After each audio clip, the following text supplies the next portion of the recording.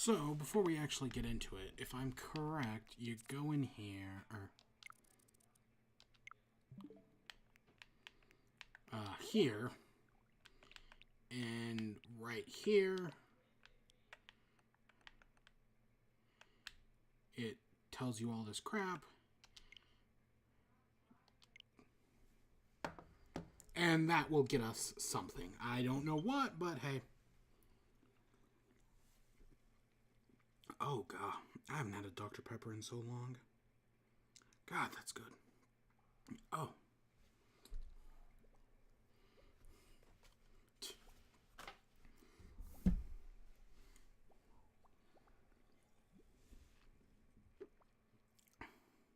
Yeah, that's delicious. Oh, my gosh.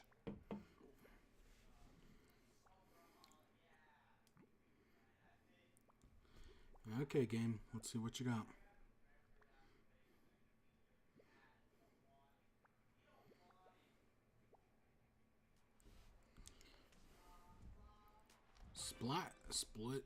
Splatfest time.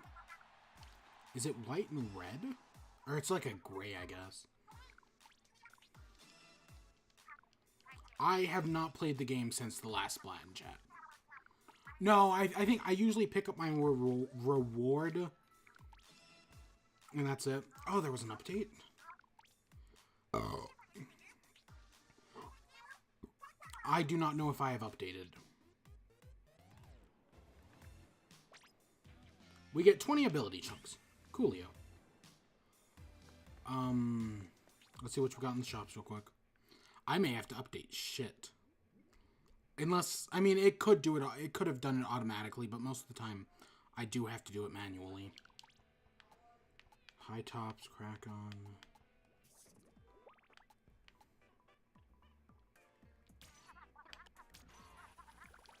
I'm always down for some ninja squid. See, this is the shirt I have, but I have ninja squid on it. That's why it's my favorite. No new weapons. Yep, you can tell by the blaster that I have not played since the last Splatfest. So, when choosing a team...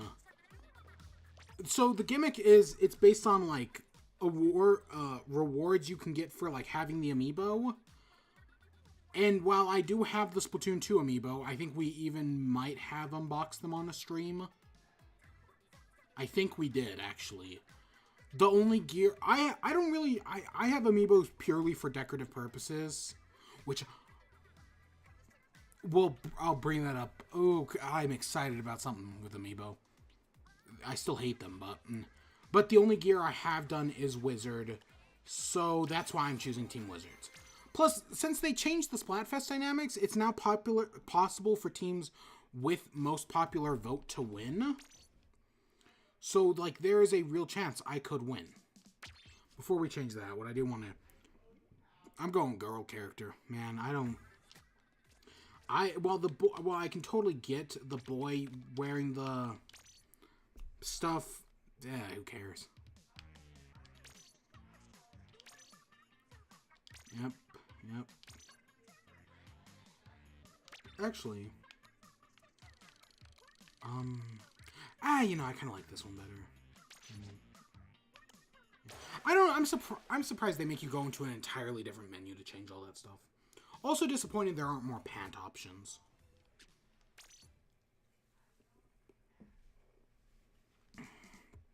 So, I have all the gear. I have never used it before. It's actually not... Like, I don't remember what abilities on the chest. I can't see it there. But the other abilities are cool. So, supposedly that's going to change into, like, the actual stuff. We'll see, we'll see. I have... Okay, let's see if this actually works. I do not know if I'm updated or not.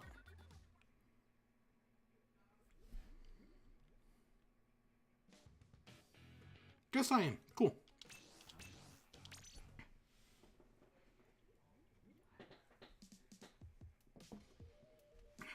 This is...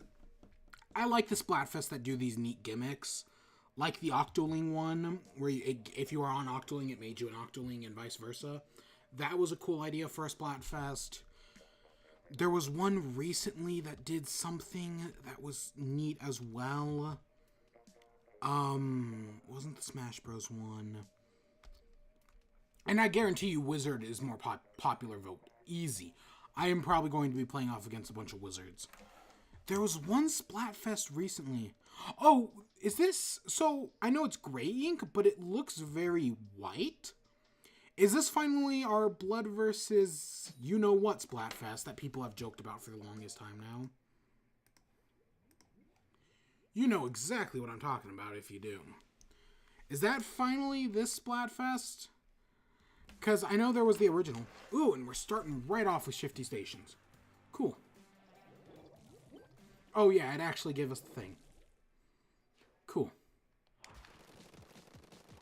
Okay, what Shifty Stations, what do you got for me this time? The last Shifty Stations was okay. I don't remember loving or hating it.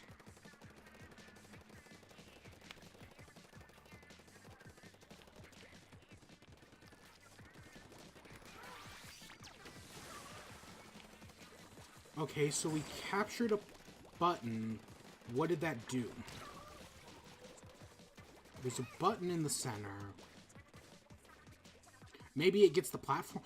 Oh, there's, are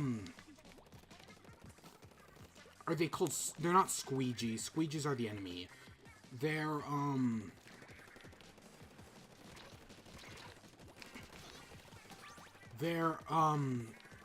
I don't remember what those are called. Bumper? They're not bumpers, are they?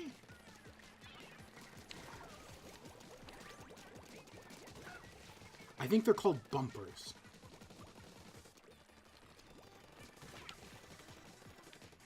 No, bumpers don't seem right. Bumpers should bounce. Whatever these things are called.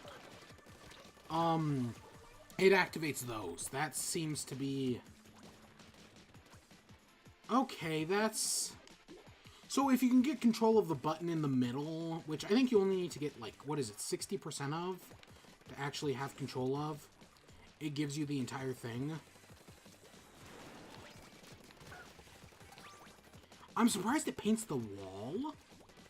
That seems very minimal.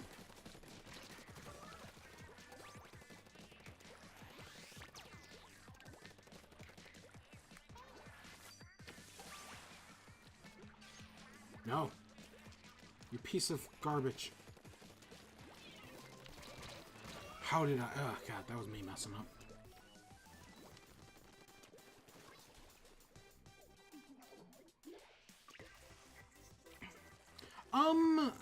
I don't know what to think. This, we'll have to play. Like every Shifty Stations, we'll have to play it a few more times. I don't think I hate this one or anything. Hates of... So far, anyways. I mean, it might become predictable later on, like some Shifty Stations do. Oh, God, I saw them there, but I didn't know where they were. Come on, we need to retake the center. I think we did.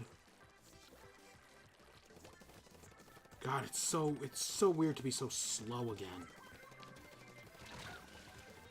No, we lost. Or, no, maybe this guy did enough. Maybe.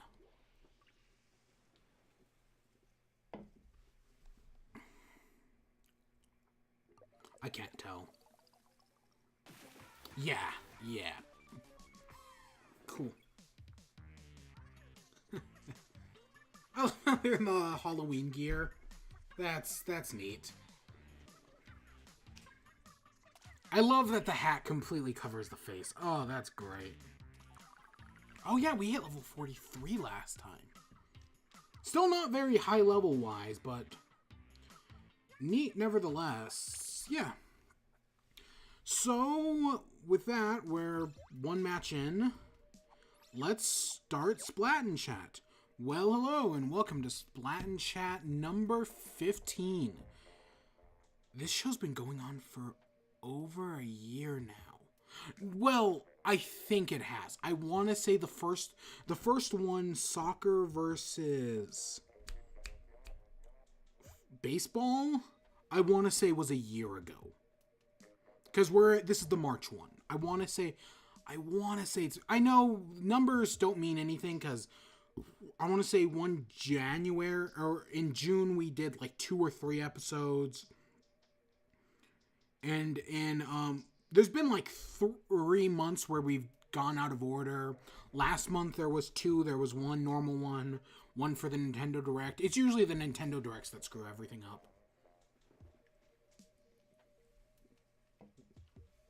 But yeah, it's been a year. It's been an interesting year. We've talked about a lot of things. A lot of bullshit in the games industry that I do hate. But that's just the way the cookie crumbles sometimes. There is sadly nothing I can do. How utterly disappointing. The way they're presenting like candy, I know they're doing like an Easter thing, but the theme of the Splatfest really does feel more like what's it called? A Halloween one. Like, I know they gave out some of the Halloween gear, which was shit. Which was pretty neat, but that's disappointing. So, let's start off with one from actually, I want to say it was either was it the beginning of this month or was it the end of February? Reggie Fils-Aimé, president and COO, or is it, I want to say it's COO of Nintendo, announced that he is retiring. He's had a career, right? He's been working at Nintendo since 2003, and now he's working or before that, he was Pizza Hut. That's the only thing I know before that. He may have done other stuff. But now he's retiring, finally, and it's not like, oh, he's doing something else. He may one day. But for the moment, nope, spending time with his family. I can respect that. He's had a long, prosperous career. He's stuck with Nintendo through thick and thin. He was at the height of the Wii and the low of the Wii U. And he didn't quit during the Wii U era. In any other company, he would have. Or if this was any other CEO, they would have quit during the low of the Wii U era. But they didn't. But he didn't. I give him props for that. I know, right, all these great moments, I know we all love him for different things. Even though recently he's only shown up at, like, E3, he's still great. He will be missed. The man taking his job, or the one who's handing the torch to, is Doug Bowser. Now, I remember when Doug Bowser got hired and we all made jokes about, oh, he's Bowser. And I've actually seen him, or heard it, right, like, I've seen him around, like, on Nintendo stuff, whatnot. I followed him on Twitter for a while now. So, out of everyone who could replace Reggie, there was maybe a handful of people, like I could probably count them all on one hand. Doug Bowser was one of them. I think he's a great choice. I hope at E3, because I don't think Reggie actually officially retires until April, but at E3, I hope Doug Bowser comes out, makes a big show of it, and is like, yeah, I know I'm not Reggie, but I still want to do good, right? I think he could do a good job. I have hope. They handed it off to someone who I have faith in. I mean, it's Nintendo, so I admittedly don't know much about, I wish I knew more about the current CEO, the one in Japan. I know we're never going to get another Iwata, but I wish I knew more about him. It's not, Kimishima's the one who's doing the directs. He's good. I enjoy Kimishima. I'm glad they have found someone to do the directs who has presence, who's basically the developer for the Switch. I think it's Kimishima, right? I think it's, God, that sounds right. No, Kimishima was the old vice president. Or was the old CEO. Furukawa is the current one, who I know nothing about. See, he's the one I wish we knew more of. Who is... who does the current Nintendo Directs? Not...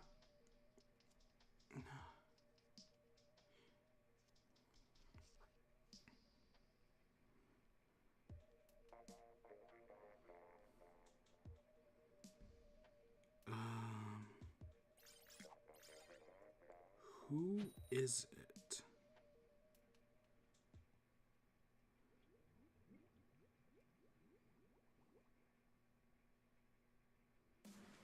It's...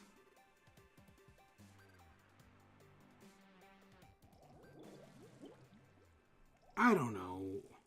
Oh, Koizumi. It's Koizumi who's doing it. That's it. That took me way longer to find than I wanted to. Koizumi is doing a great job. Oh yeah, they redesigned this map at some point, didn't they? That happened, yeah. That happened months ago, and I'm just only remembering now. Yeah, Koizumi's doing a good job.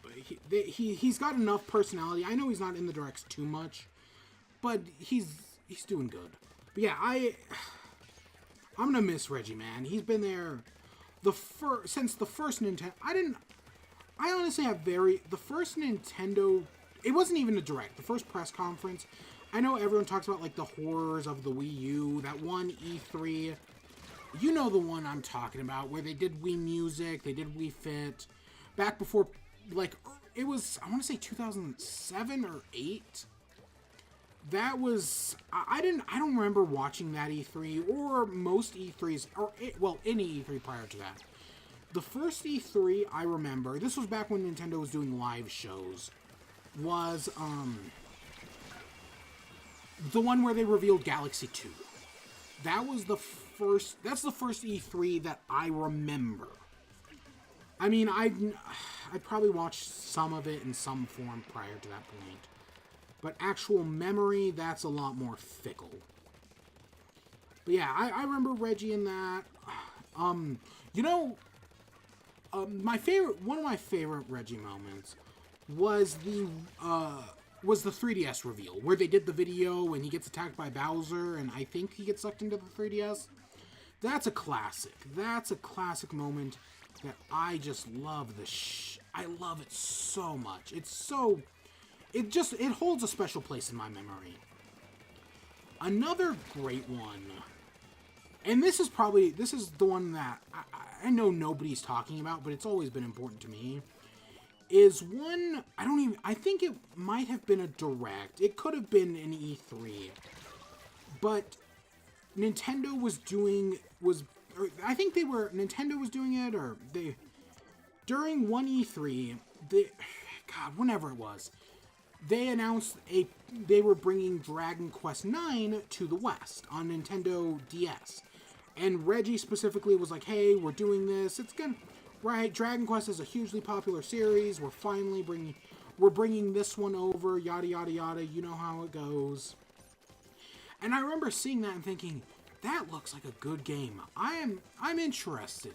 Especially because, again, it was Reggie who came up and was talking about it. And Dragon Quest IX is one of my favorite RPGs of all time. People don't really talk about it, and because of that, I don't really know how the public perception of it is. But personally, I love it. We lost. And Reggie introducing Dragon Quest IX will always be one that sticks out in my memory. That will always be a Reggie moment I love. But yeah, it's going to be interesting to see where Nintendo goes from here. I doubt much is going to change. I don't think, much like after Iwata's passing, where they basically canceled directs for what felt like a year. I don't think that's going to happen again. I think we're presumably safe. Presumably. Plus, I mean, he's retiring. If they did do it, I don't give a shit. I know some people do, because people are psychotic, but yeah, you do you, Nintendo.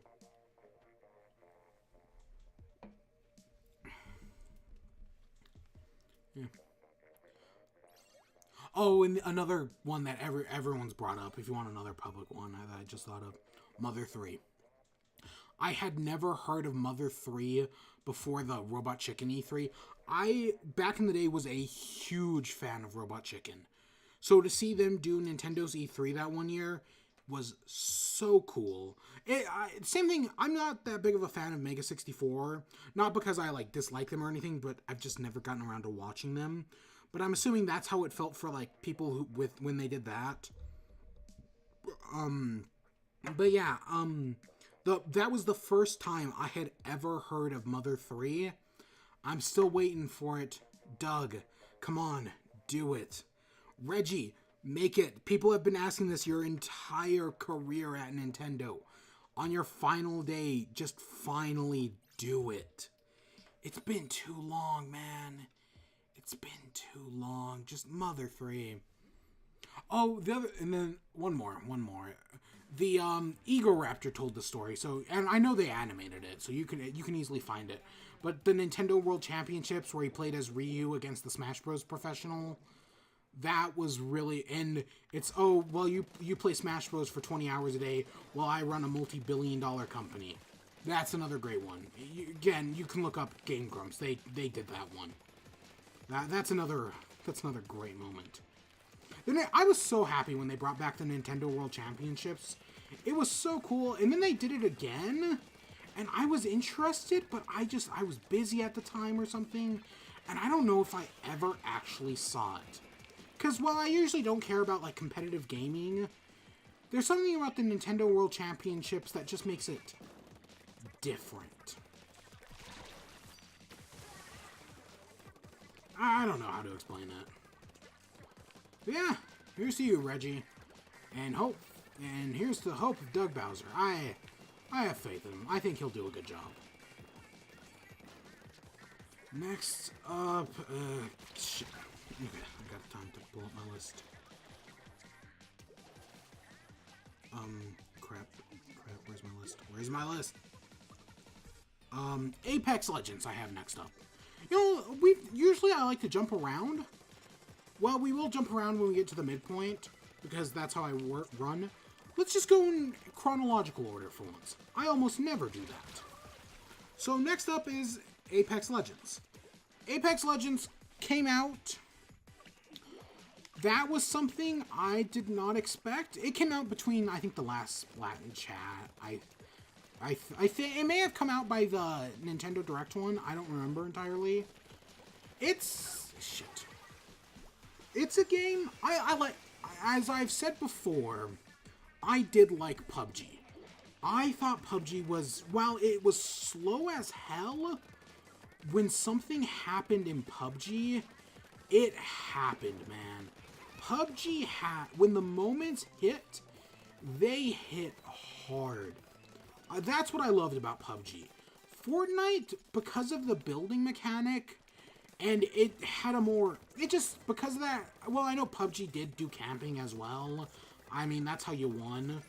It felt a lot, it had the building mechanic added a completely different tone that I tried to get into, but just never could.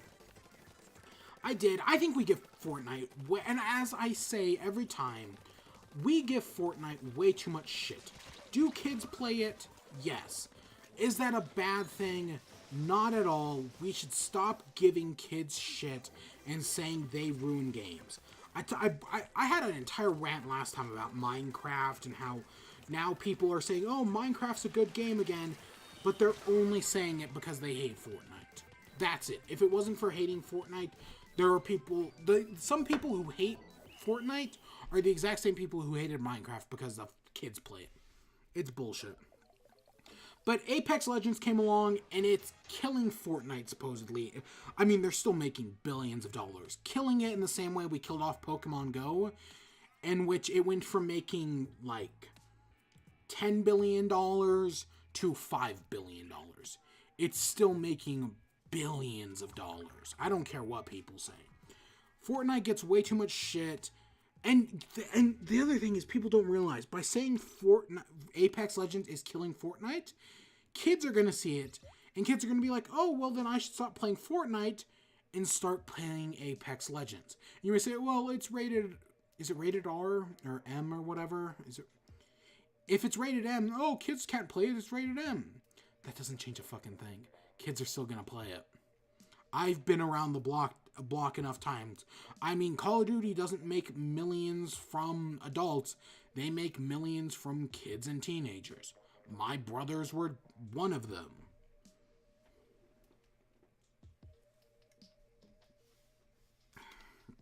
I played Grand Theft Auto, I think it was Vice City, because I was an adult when I was like, was I 12 maybe?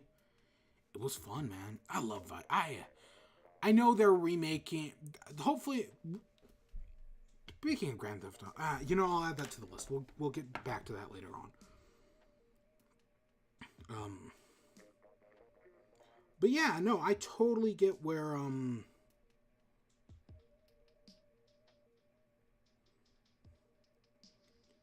yeah, I'll get back to that.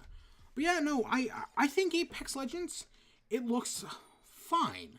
I brought it up just to bring it up. I haven't actually played it because, at least on PC, I refuse to install Origin. I don't think it's on any other service other than Origin, and I refuse to install Origin.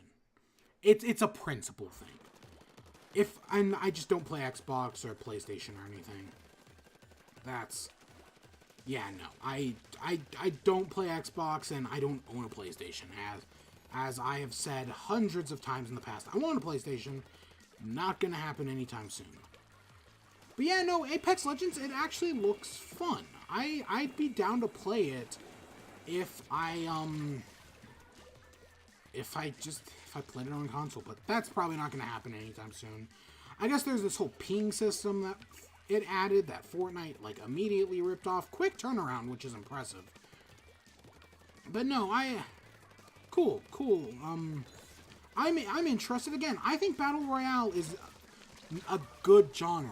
Let's use genre.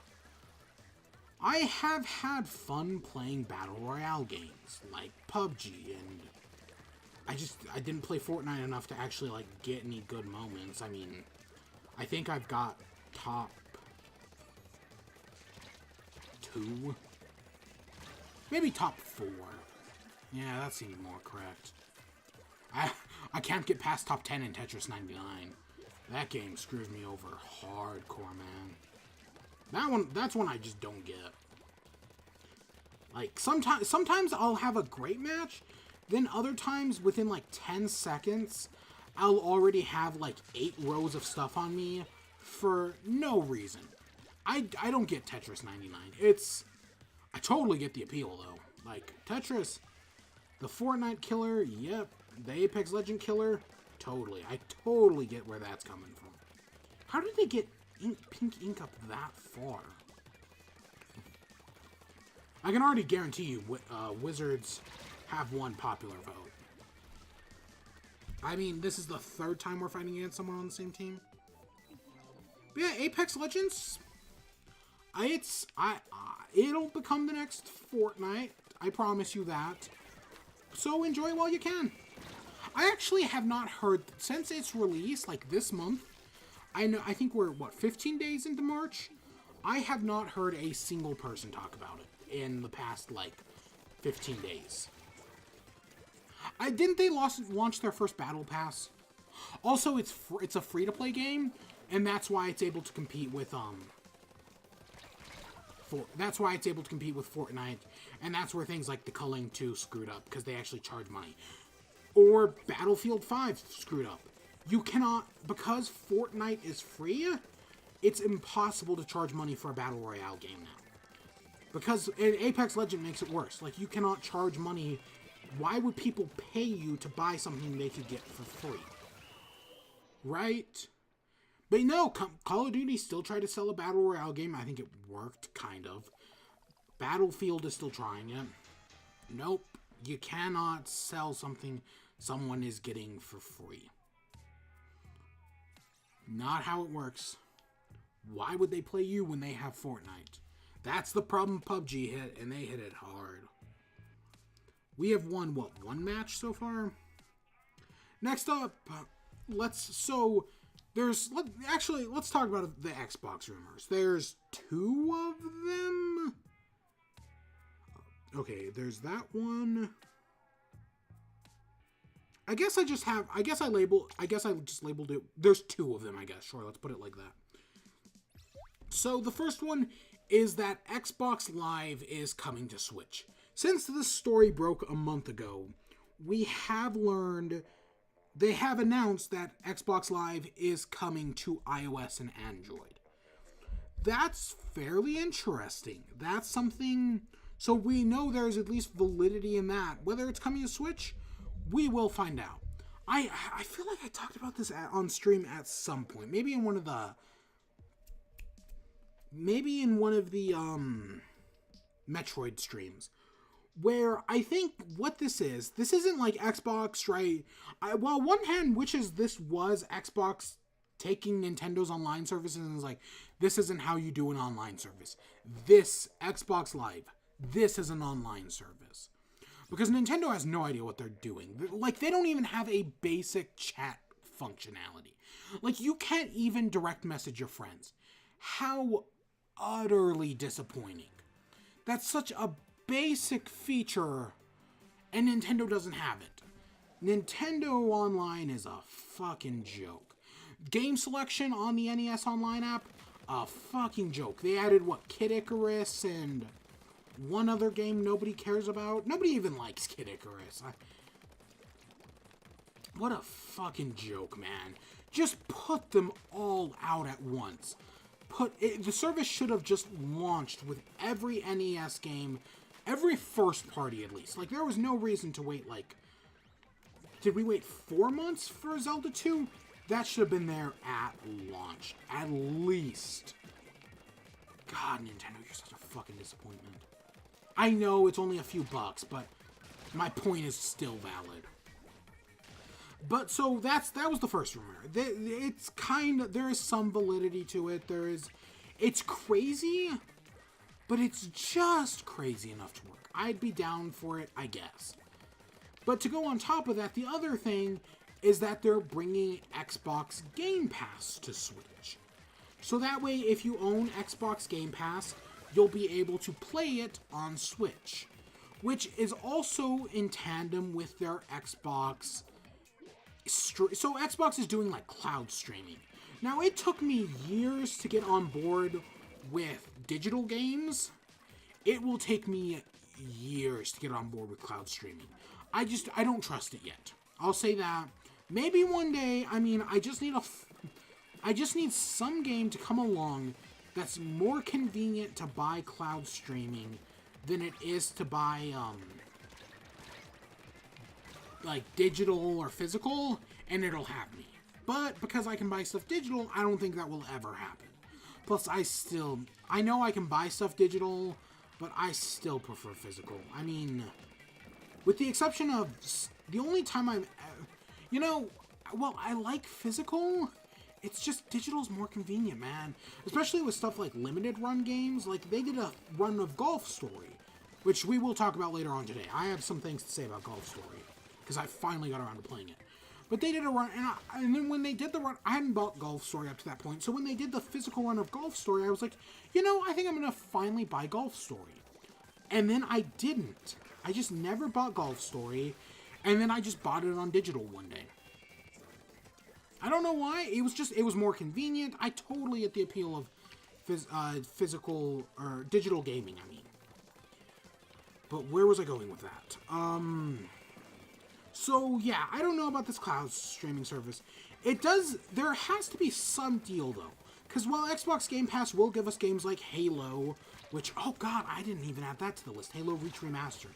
Shit. I need to add that to the list. Give me a second.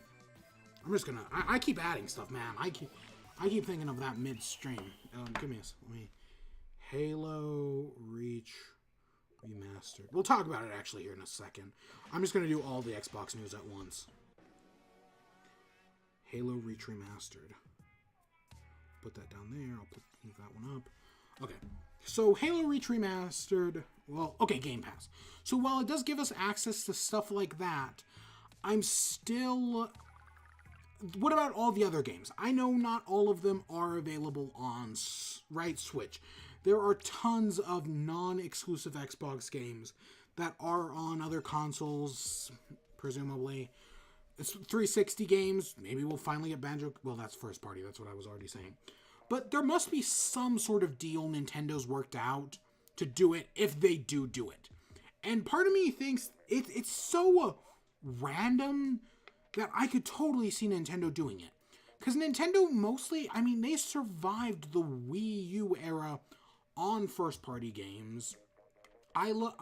Not counting indie games. On my 3DS, I only own 2 third-party games. 3. Bravely Default, Bravely Second, and Mega Man Legacy Collection. That's it. That's all the third-party, non-indie games I own on 3DS. That's how good of a first-party library the 3DS had. The Wii U, I survived mostly on indie games. There were a few more exceptions on the Wii U. The Wii had just a shitload of shovelware, man. But the Wii had some support. But Nintendo puts all their focus into first party and leaves... I mean, people will always buy that. Again, oh, and I didn't even... So, I talked about how I'm not on board with cloud streaming yet. I'm not... I am actually more open to Game Pass. Like, the actual, like, subscription model where you pay, like, $10 a month to rent whatever games you want. Well, I still want to buy games, like, major titles or stuff like that. Game Pass is an interesting way to look at it. Like, for a lot of indie stuff, especially, like, Microsoft titles, Microsoft just has the shittiest first party. They're getting better, they're buying more studios, but I still think Microsoft has horrible first party games. I'll stand by that. I mean, one year, 2017, the only first party Xbox game they had was... And Xbox is usually good at third party, but so is PlayStation. The only first party Xbox had, PC, duh. The only first party Xbox had one year was Halo Wars 2? Then the following year, the only one they had was... What was it? Sea of Thieves? I think they had Sea of Thieves and State of Decay last year. And this year, the only one they have so far, mind you, was Crackdown 3, which Crackdown 3 was shit. Oh, and Microsoft, of course, did the marketing campaign for Anthem, which I should also talk about. God, Anthem is a shit show, just like I expected. Maybe I'll write that down. Maybe. So, okay, so I'm more on board with Game Pass.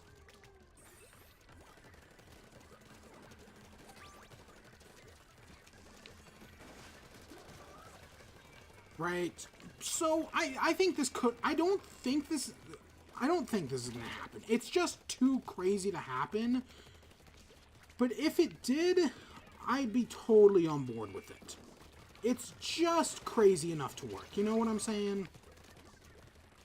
Just crazy enough to work. I hope it does, kind of. It'd be curious, because it completely changes the gaming landscape. But as part of this rumor, so this was kind of... Some people are saying that, oh, no, this ain't happening. They aren't bringing Game Pass to Switch. Which, yeah, I could totally see.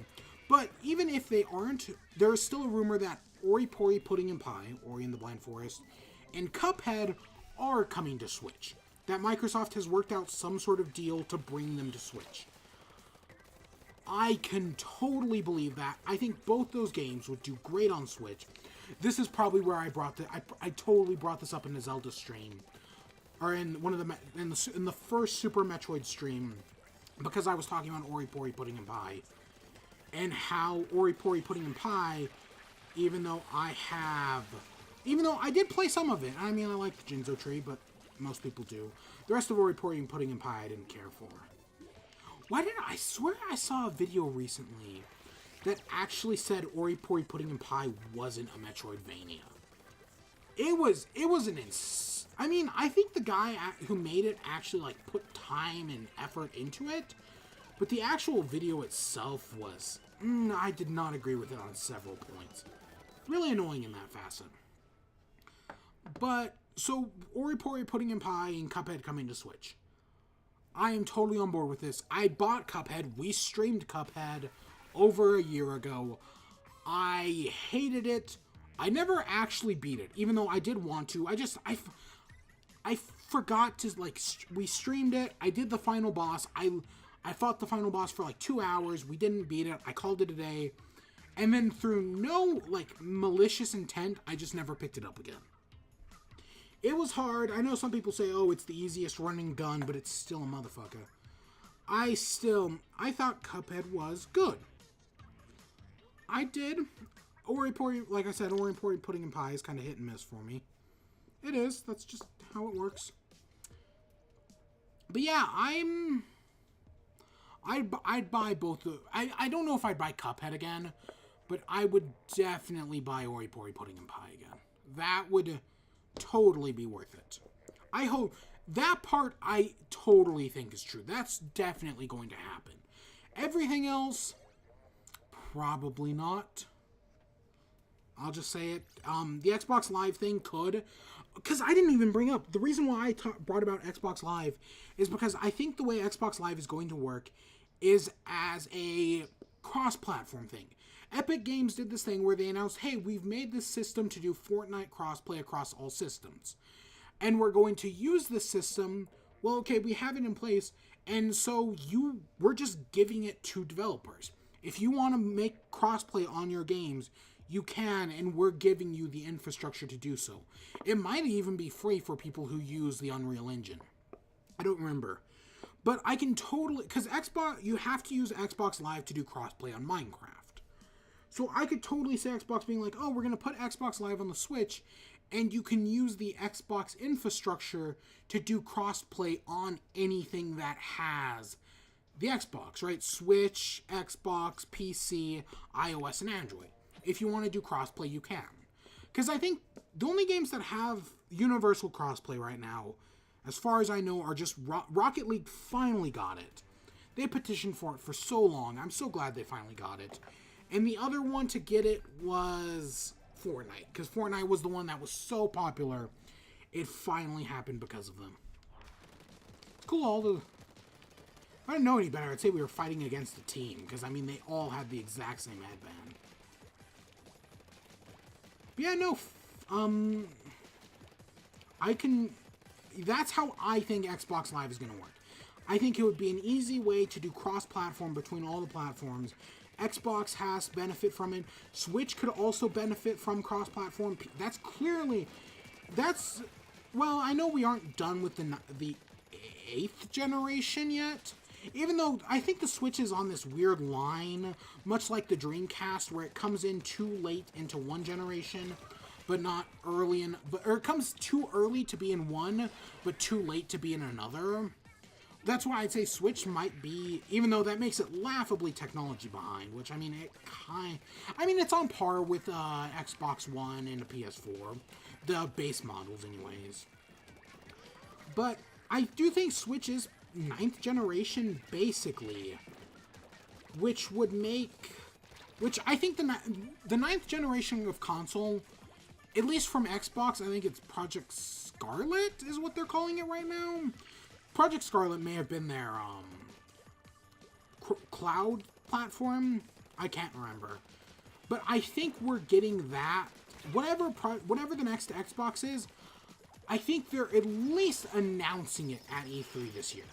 Whether they release it this year, I don't know. I think Xbox, it would be smart, and this is what I guarantee you Sony is doing. I know The Last of Us is probably coming out this year, but it looks like Sony is at least putting, like, The Last of Us will come out, and that'll be it. Like, all of Sony's other games they have in some form of development are moving over to the PS5, which is most certainly coming out next year, even though I would not be surprised if it come out this year. I kind of hope it does come out this year. Just being brutally honest. It's the same thing with the Xbox. I think Xbox should announce the Xbox 2 or Xbox Infinite, as I originally thought the Xbox One was going to be called, because it's a much better name. I don't think they can use Xbox Infinite anymore. It was a good idea at the time, and that's kind of what they tried to do with Xbox One, where instead of the Xbox Infinite's joke was infinite entertainment, and Xbox One was all-in-one entertainment, even though everyone immediately called it the Xbone, which we'll talk about here in a second. But the other reason I don't think we're getting a new console, especially from Xbox, is because something I've been talking about since actually the Switch's reveal was I thought it would be interesting if Nintendo made a model of Switch that had more storage but didn't have a cartridge slot. Right? So maybe the Switch had 128 gig, but it had no cartridge slot. Consoles can also do this because disk drives take up a lot of space. So if you remove the disk drive, that's more money that makes the console cheaper, and it's more money you can put into space. So you could have a multi-terabyte Xbox that costs less than one with a disk drive. And it looks like it's finally happening. I don't think it's gotten revealed yet, but it has been rumored heavily. And it's called the Xbox One. God, what is it? It's the Xbox One.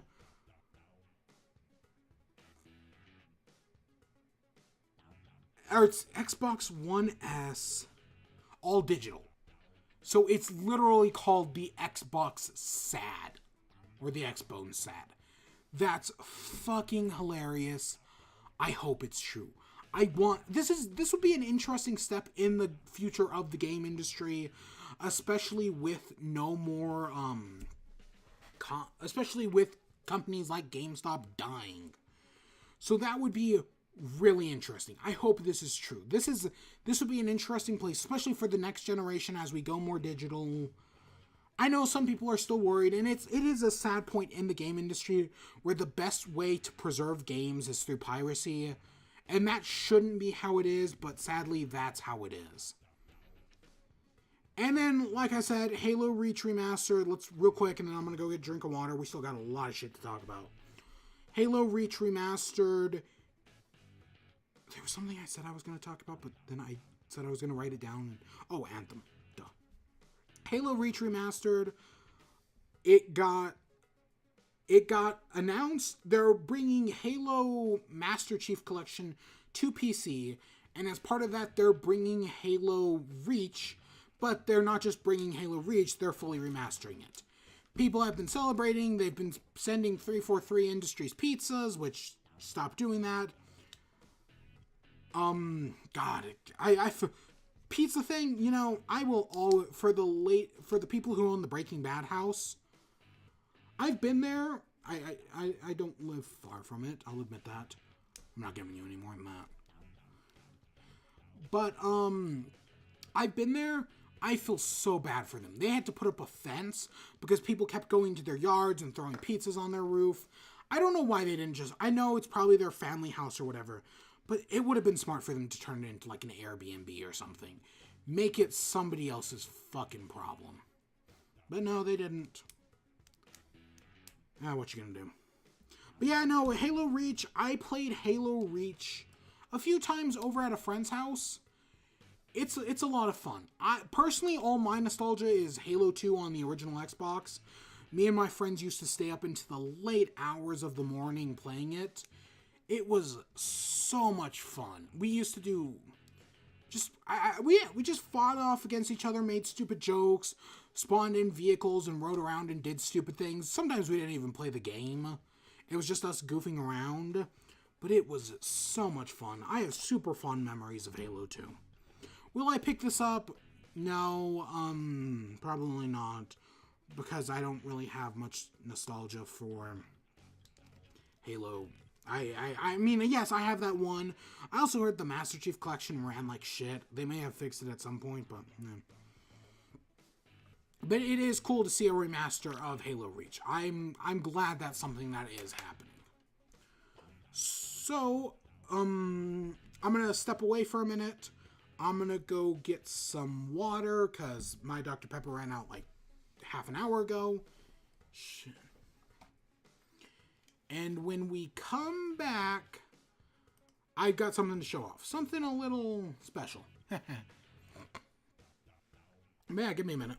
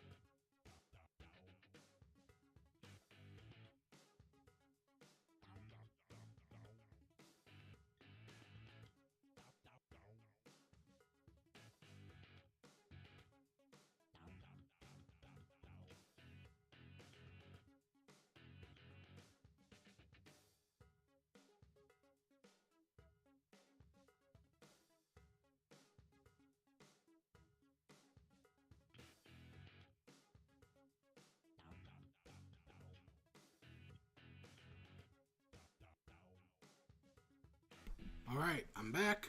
I'm back. So the thing I want to show off is it. I think it's this one. Yep. You know, it's bullshit. I was cleaning up files.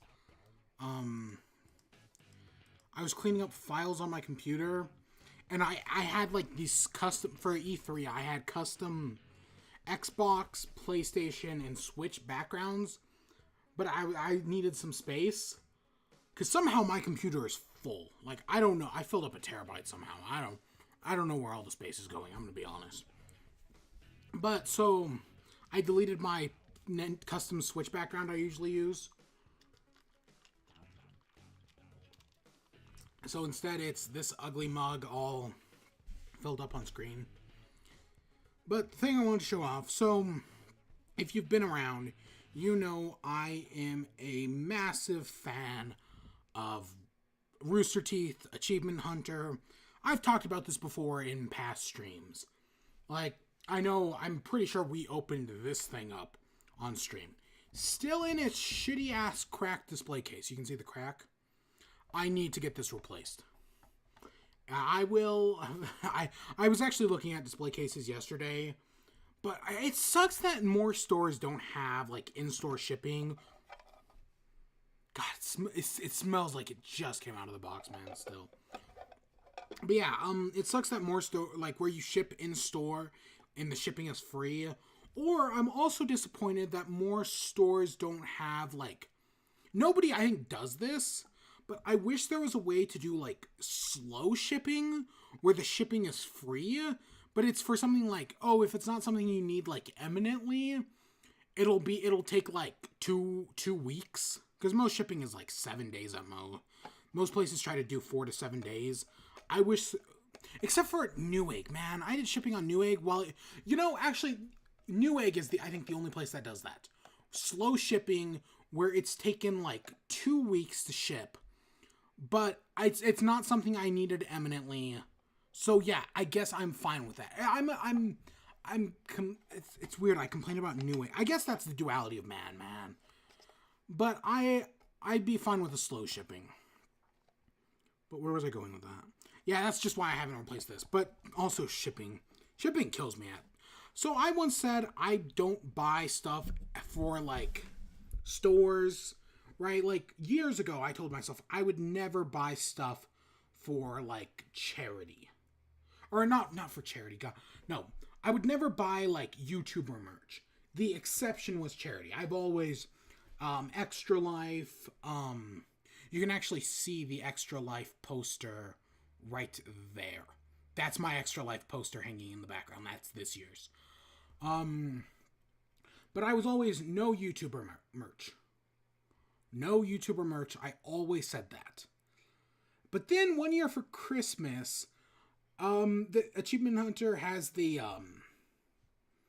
I do words good shirt. And I was like, that would be a perfect gift for my mother. Because she is so bad with words. Terrible. So I got her that and I was like, yeah, okay. Especially shirts. Like, I would never wear shirts. I wear the exact same. It's like if you've ever seen a cartoon where they open the wardrobe and it's just 30 copies of the exact same shirt. That's me. That's why I wear the same shirt every stream. Yeah, I like what I like. But then that all changed. I bought that shirt. I bought a cup, which is sitting somewhere in my cupboard. I could go grab it, but I'm too lazy. And then I bought the moon bowl because, hey, you're right. I'd been following along, big Achievement Hunter fan. And I bought this. This is the Garbo mug. It's a mug with Garbo on it. It's a piece of shit. I love it. Now, it's actually sold out since it came out. So, but they are supposedly stocking more, so if you are interested, if you want a mug, no, this is not a mug. This is a piece of shit. Go get yourself an actual mug. If you want, like, something, a cheap collectible or not cheap, I mean, with shipping, it was expensive. Expensive for me, I'm a poor broke college student. But if you want something to put on your shelf alongside your moon ball, you can see just the hint of my Smash Bros. Background on my computer right there. But if you want something to put on your shelf alongside your moon ball, yeah, that's exactly what I'm doing with this. I'm putting it on my shelf with my moon ball. Achievement Hunter, Rooster Teeth, you're the only one. And, well, excluding charity. I will always give to charity, man. Vine Sauce for years. I still do. But yeah, so I got the Garbo mug. If I had one complaint, I wish it held more liquid. It's basically a glorified shot glass, which is okay. But that's my one complaint. Or also, maybe I wish it was, like, bigger. I mean, I like the whole you can barely fit 2 fingers in it. That works fine. I have some coffee mugs that you can only fit 2 fingers in, even if there's more room for it.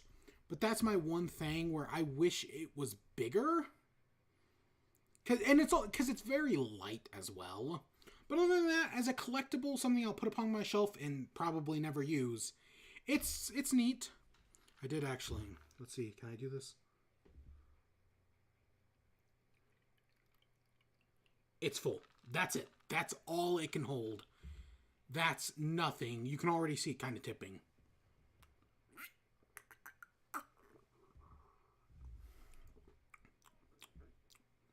That's nothing. I'm surprised I didn't spill it because it's got the rimmed edge.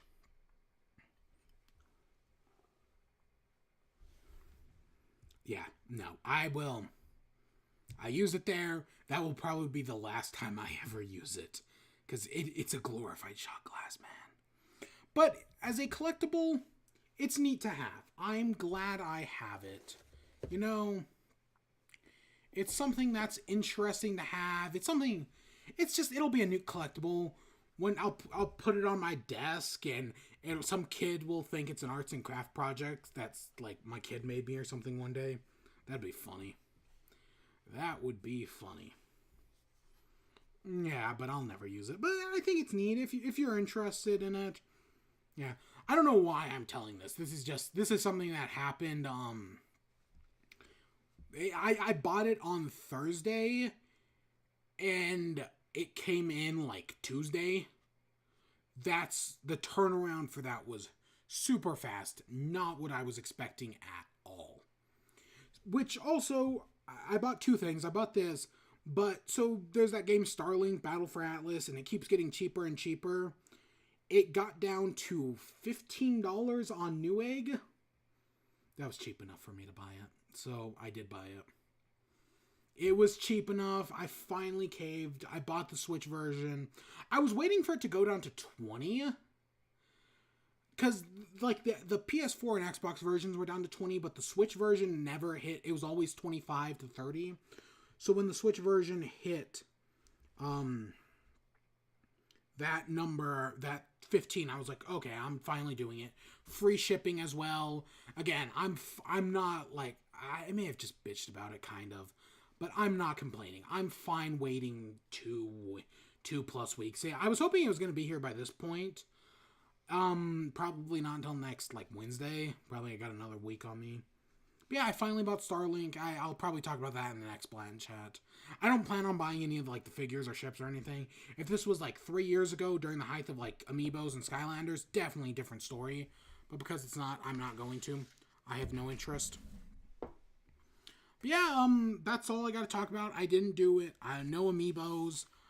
Let's switch back over to the game. Let's turn off that. Back over here. But Amiibo-wise, so as you know, I'm an Amiibo collector. I do from time to time. I own them all. I fucking hate them. One of the only figures I was missing, Wii Fit Trainer, finally went on sale at Best Buy. Usually, I haven't pre-ordered an Amiibo in years.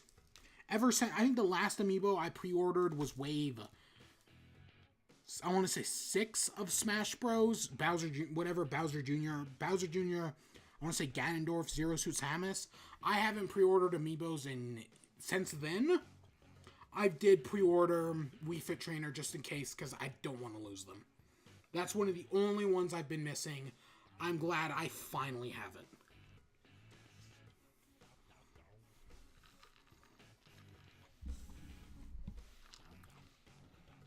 But with that, let's get to the actual show.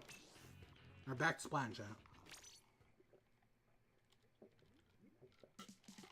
Oh, that's some good water. I mean, I almost drank that entire thing right there. I have to go grab more.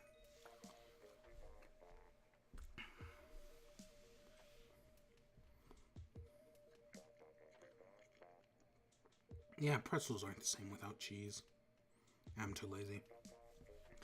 So, games I've been playing. And we're also talking about a few, like, other entertainment, like TV and podcasting.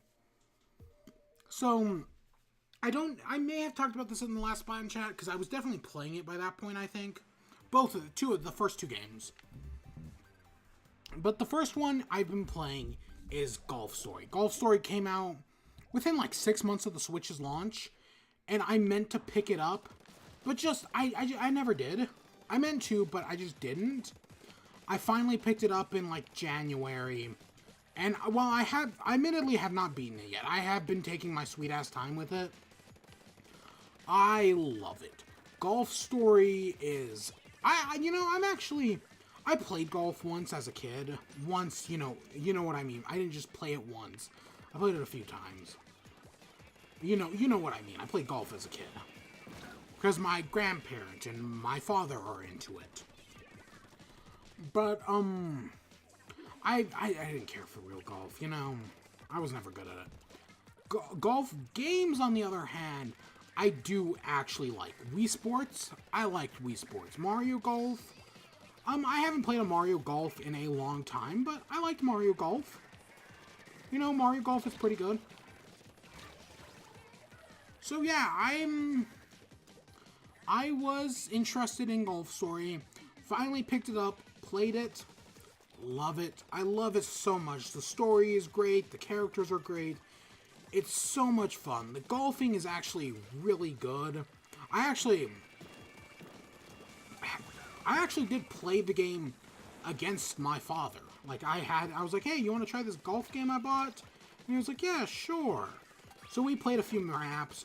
One of them, I think I beat him all 3 times. We only played like 3 times one day. One of them, I beat him by like 4. One, we were tied up until the last hole. And then the other one, I beat him by like 10. It was, the third game I just did insanely good at. But yeah, no, Golf Story is a lot of fun. I highly recommend it. I think it's Switch exclusive, last I checked. I wouldn't surprise me if it made its way onto PC or the other consoles. It's so good. I don't even know the studio that made it, because I know the studio that made it's not reclusive. I don't think that's the right word, but like, they were non-existent before Golf Story, so I don't know what the studio is or what else they've done. But I am most definitely interested in whatever they do in the future. Golf Story is so good. I'm pretty, unless there's some big surprise waiting in the wings, I'm pretty sure I'm almost done with the game. I took my time near the end, especially because of the game we'll talk about next. But I've enjoyed it. I totally recommend it. The other game I've been playing is Wargroove. This I must have also talked about. Wargroove is a game... Shit! God damn it. Wargroove is like advanced... Now, real-time strategy is not my genre. I've never played Advanced Wars. I've played Fire Emblem, XCOM, and Mario plus Rabbids.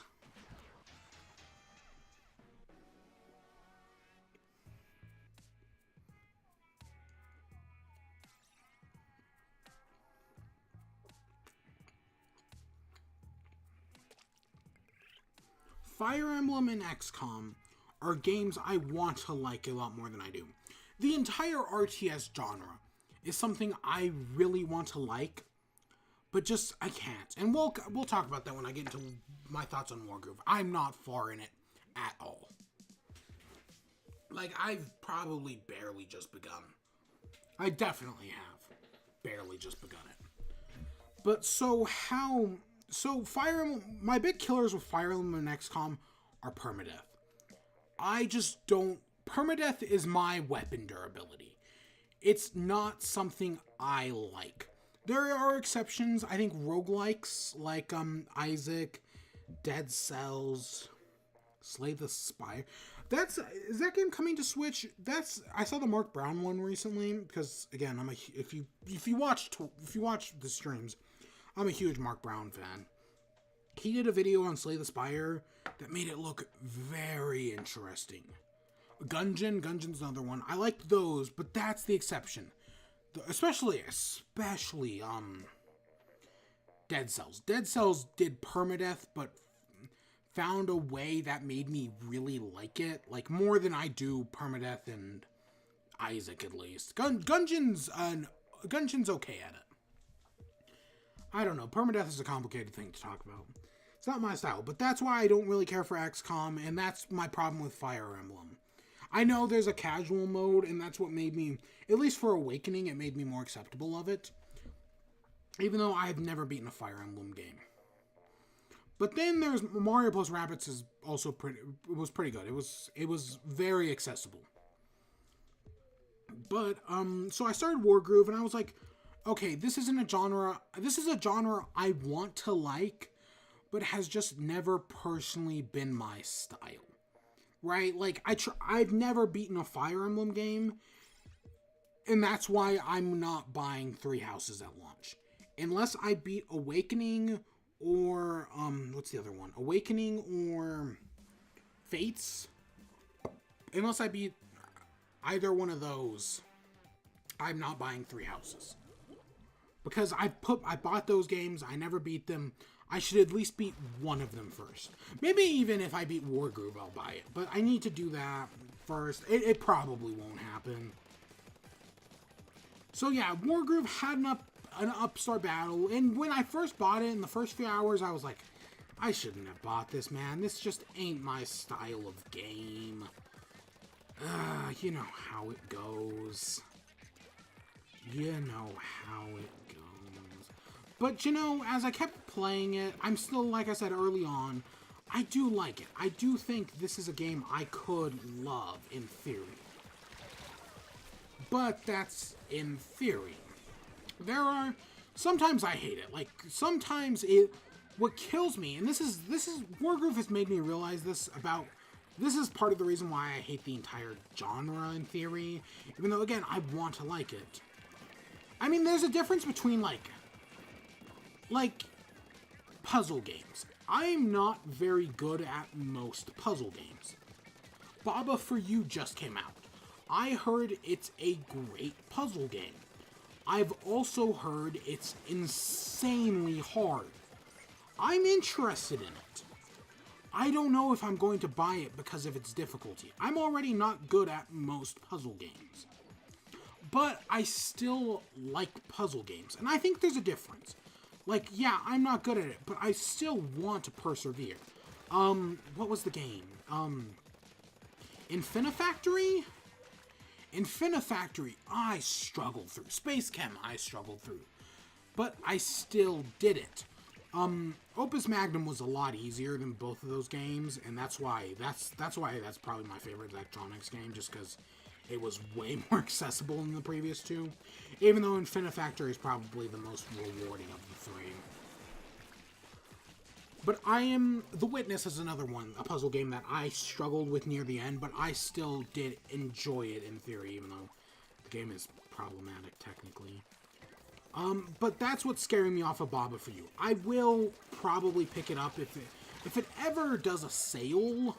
That's what got me to finally buy Steven Sausage Rolls, another puzzle game that I sucked at and never beat.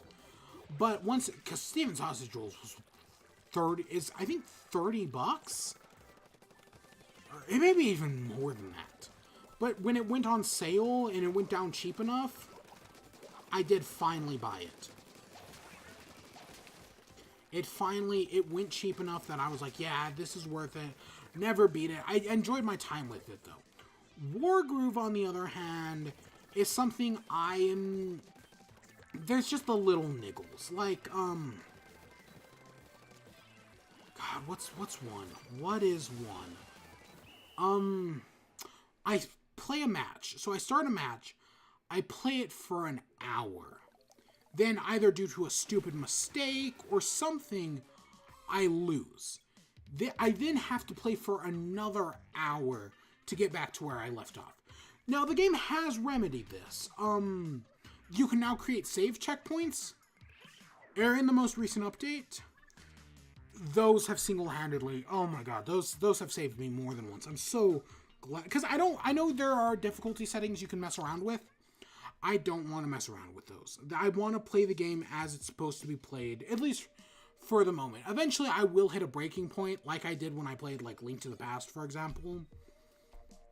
that's still a while away. What else? Something that originally annoyed me was how it, like, what's weak to what. It originally showed, like, little pictures explaining, like, oh, this character is strong against this and weak against this. I didn't know what it was talking about half the time. And the recent update, though, they changed it to icons, so now you can see, like, everything, right, where it has, like, text and it explains it. Super useful. The icon change was something the game definitely needed and has totally benefited from. That's something I'm so glad they did. 100%.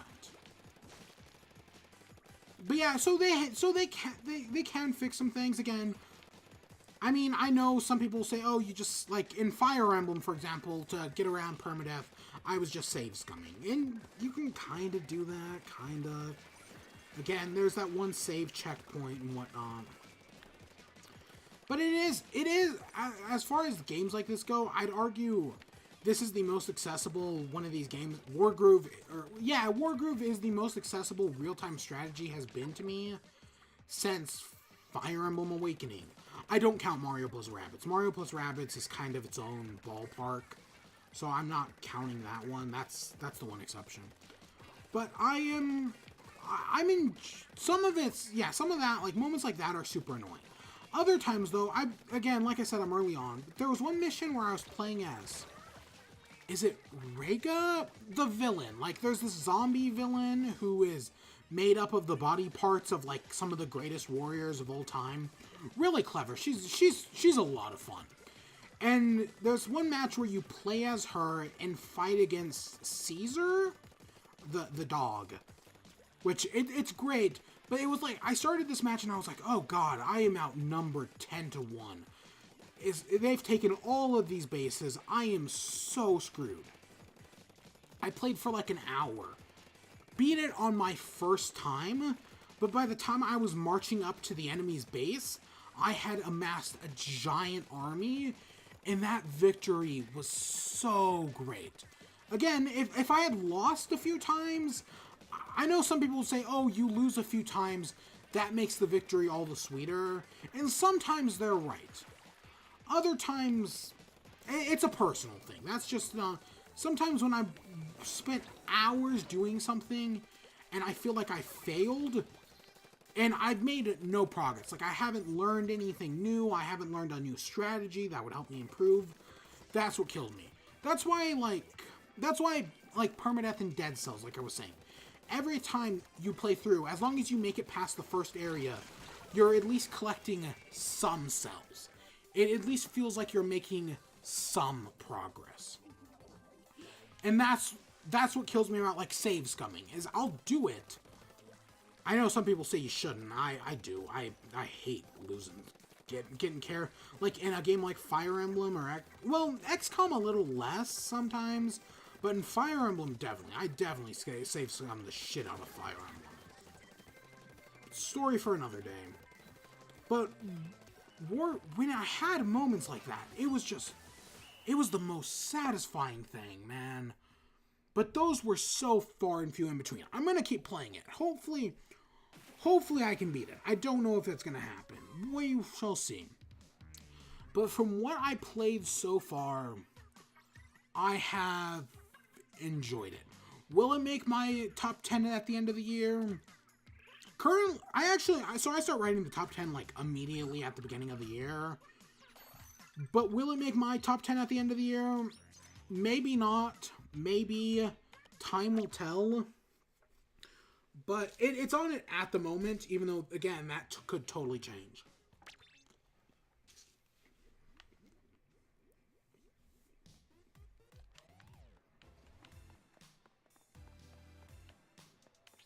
I'm just coming in here to scrub my gear.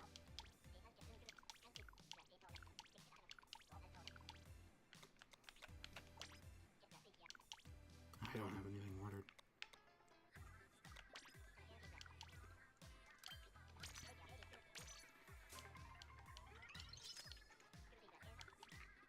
I'm surprised the gear doesn't, by default, start off with all 3 slots.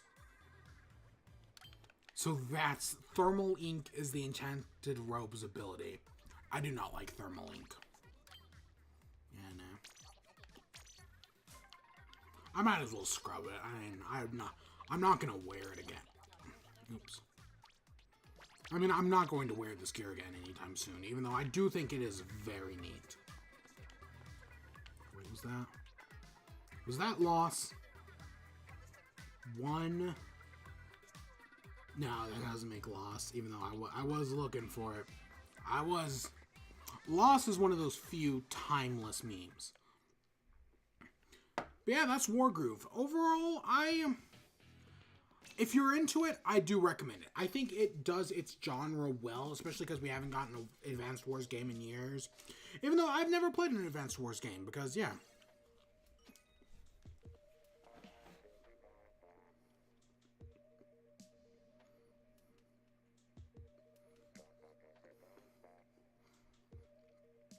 Last thing I want to talk about, games I've been playing, at least. I mean, we still got to entertain that.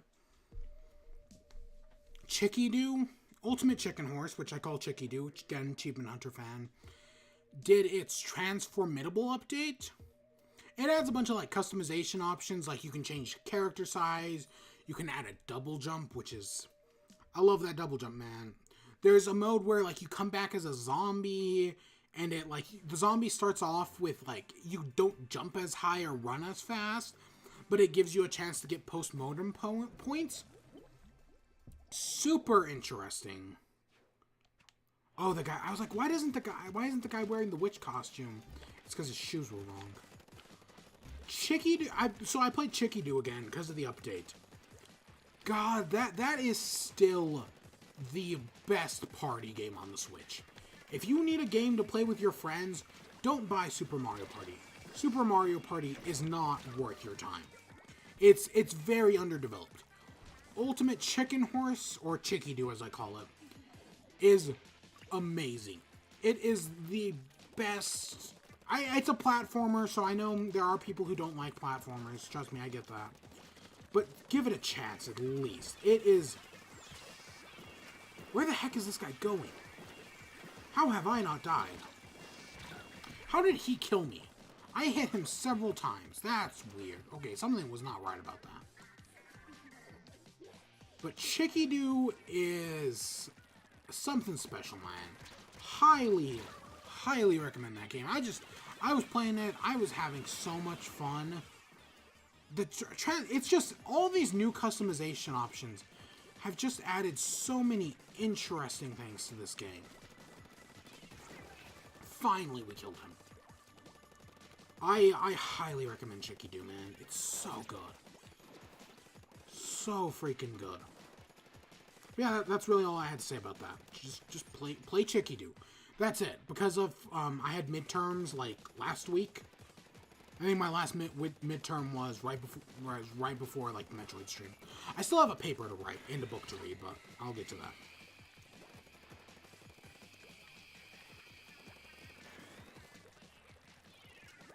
But yeah, that's all I've had time to play. Entertainment-wise, so it was spring break for me this week. I wanted to make more. I had like 4 videos I wanted to make. I made 2 of them. The Genlock season finale and the Star season premiere, which I haven't even uploaded yet. That goes up tomorrow, hopefully. But my main thing has been reading books. I think I had like 4 books I wanted to read. Out of those 4 books, I have so far read 1.5 of them. I know I'm at least going to get to 1 more of them. Because one of them I do have to... Actually, I have to read 1 book for 1 class, and then I have to read half of a book for a completely different class. So I know for a fact I'm going to get through those 2, but there is one I'm like currently halfway through. I'm at least going to finish that one. I'll do that tonight after this. But yeah, I didn't get nearly as many books read as I wanted to. I was busy, man. But one of the other things I did was, during the nights, I watched a Marvel movie. My goal was to watch every Marvel movie leading up to Endgame. I had planned it out where I was going to do 1 a week. And then I got behind. And so this week, I've watched one movie every night. Some nights I even watch two. Yesterday I watched both Ant-Man and Civil War. But my main thing was I did all of Phase 2 this week. Yeah, no, Marvel. Oh, and I also did Captain Marvel last week. I went to the midnight showing. I thought it was fine. If I had to give it a review score, I'd say like a 6 out of 10. Which I know in our modern like IGN world, that sounds pretty bad. But a 6 out of 10 is actually pretty good. Like, I do still recommend it. I have some problems with it. Rewatching some of the older movies, there are some things that line up perfectly. There are some continuity errors, I think, though.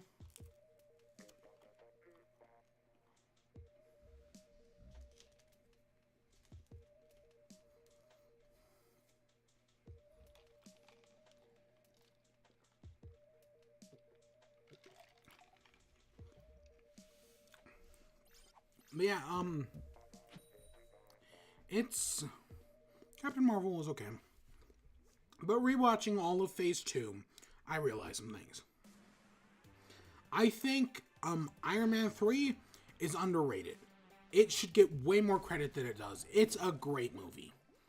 Winter Soldier, on the other hand, I think is overrated. It gets way more credit than it should. A lot of people are like, oh, it's a great spy thriller.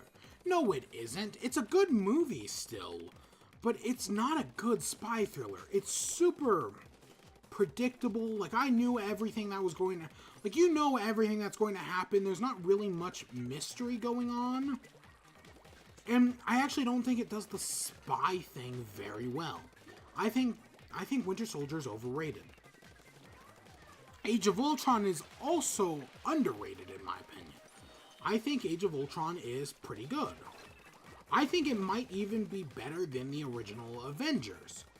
But I have to qualify that, because it's in a Mario Galaxy / Galaxy 2 situation, where I think, like, culture-wise and impact-wise, and for just what it did as a movie, the original Avengers is better. But, like, from, like, an overall quality standpoint and, like, how the movie, like, actually work, the two movies work, I think they're very similar in so many ways. But I think, like, the Age of Ultron turns it up to 11, but people don't like it as much because it's not the original Avengers. I mean, the original Avengers did it first, so that's why people love it. But I do think, yeah, it's Galaxy 1 versus Galaxy 2. Galaxy 1 did it first, Galaxy 2 amped it up to 11. Did it better. But people will still prefer Galaxy 1 because it was more original. And I totally get that. Personally, I like Age of Ultron better than the original Avengers. I'm probably in the minority on that. Yeah, that's how I see it after watching all the movies in a week. And then Ant-Man is still great. It's a great movie.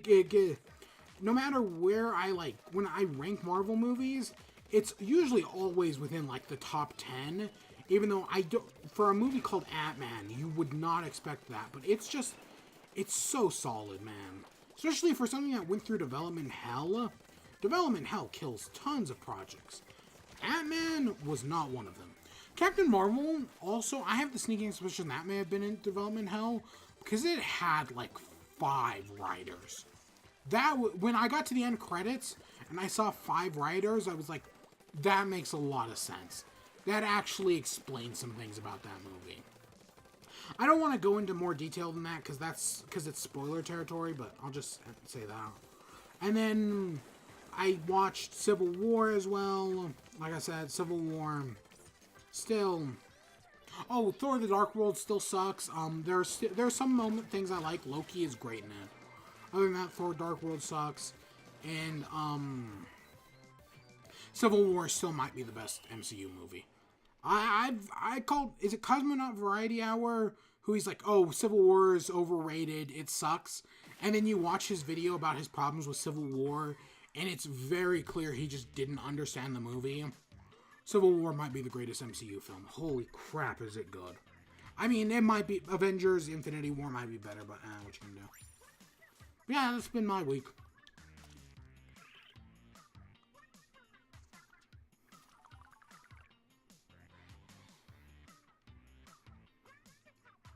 Well, there is one more thing.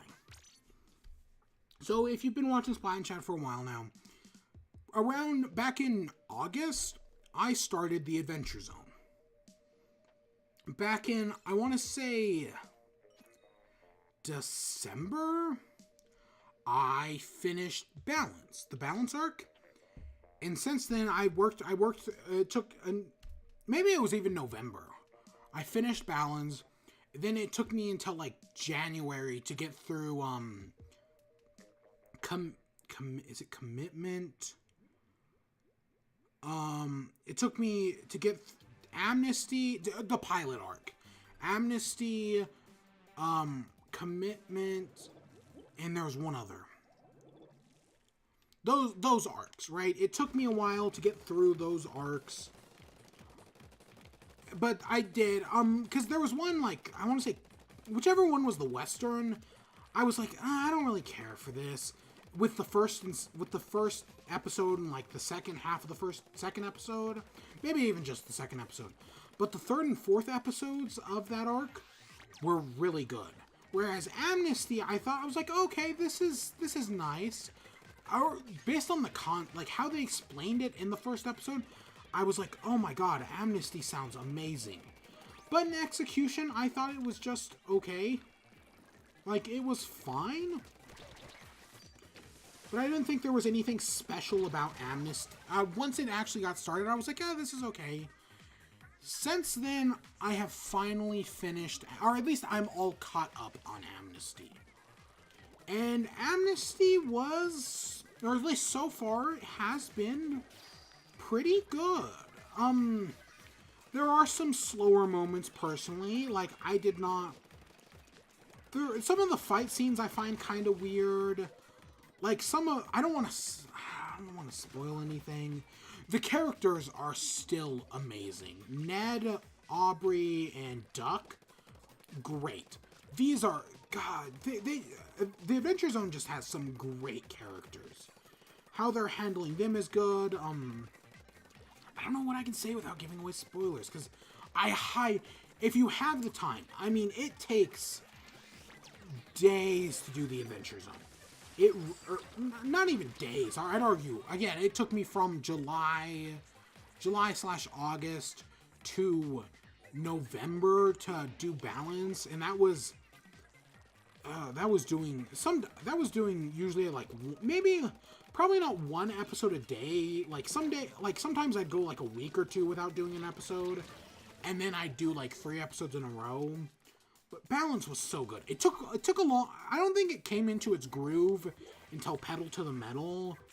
But once you get past, like, the first arc, I actually don't even think is that good. But the second arc shows potential, and by the third arc, Pedal to the Metal, it's good. Pedal to the Metal is great. What came after Pedal to the Metal? Pedal to the Metal is great. Crystal Kingdom is good, even though in my memory, I don't hold it in, like, super high regard. 11th Hour's amazing. And the other 2 arcs names I'm forgetting. Wonderland? Is it Wonderland? Wonderland's a good arc. And then the final ones are also great, whatever those are. But I'm so glad I did it. I'm not part of the McElroy brother empire. Like, I've never been a fan of Bam Bam. Even though I do like the animatics. Those are fun. I'm a huge fan of animatics, but that's a story for another day. But the Adventure Zone finally won me over. And now I finished that. I need another podcast to move on to. I guess this thing, Critical Role, is this like, I saw it trending on Twitter yesterday. And people are, and like, they were talking about, like, one of the networks, not like one of the Machinima. It wasn't Machinima, but it was a network like Machinima, and how, like, Critical Role brought in, like, half of their profits, even more. I may need to look into this Critical Role, whatever that is. But right now, based on, I think, Justin's recommendation from one of the Mabam Bams, because I have been trying to get into those, was a podcast, Hey Riddle Riddle. The first episode, I hated the sound mixing. The sound mixing in that first episode is terrible. But once you get past that, I think the second episode does it better. And yeah, so far I'm only a few episodes in, but it's a good podcast. I get the appeal.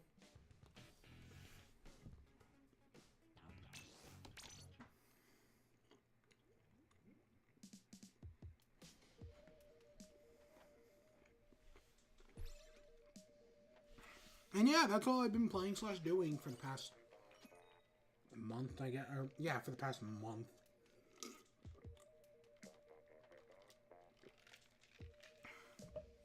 Oh, and I finally watched a new anime. I have not watched. I'm a weeb. What can I say? Well, a small scale. Like, I'm not like one of the annoying. I try not to usually talk about it on the internet. I'm more small scale. You know, not the one Filthy Frank makes fun of. That's my favorite video of his. But like the one where he's like, "Oh, if you like to watch a little Naruto here and there, that's fine. But anything else, go fuck yourself." You know what? You if you've seen the video, you know what he's talking about. Great video, but I've like ever since Colleague started up again, I have stagnated. I have not watched anything. But I started up again. I watched. I've actually, so as part of stagnation, to break me out of it, because this isn't the first time this has happened. Just to break me out of it, usually I have to rewatch a show I've already watched. First thing I had to do was finish Zombieland Saga, which I started watching, but then I never finished the last 2 episodes. So I finally sat down. I rewatched a few episodes prior, and then watched the final 2. Zombieland Saga is pretty good, pretty enjoyable. I'm here's hope for a second season. I watched what was it called? I rewatched Gamers because Gamers, oh my god, that was so much better than I expected. I knew it was good. I remember loving it when I first saw it, whenever it aired. Rewatching it though, it's so good. Oh my god, I knew it was good, but I had forgot just how good it was. Great. It's about games, but it's also about people, and that's where it shines, when it's about people. But then I sat down and I finally watched something new. Something about a flag. I think it was like topple the can he topple his flags or something like that. It was okay. It did admittedly start to lose me in the end, because it does this thing that where it gets so caught up in its like lore and its backstory and how the world works and all these like not like these usually like I'd say made up words, but technically they're like real words, but they're just like they're for like made up creatures and whatnot. That's when that happened in like the last like few episodes, and then spoiler alert, everything's like a simulation. It kind of started to lose me there. But other than that, it was a very typical, I'll use harem anime, quote unquote. I mean, yeah, I guess that's probably the easiest way to put it. It reminded me, there's this one show about a guy who has, like, the ability to, like, see life as, like, a dating sim, and he's given choices. I want to say it's called Ultimate Choice. It kind of reminded me of that, and I wish they had focused more on, like, the aspect of treating it like a dating sim. They don't. I think the dating sim show might be better, honestly. I want to say it's called Ultimate Choice. It was pretty funny. And that's it. I finished that a few days ago, and I haven't watched anything since.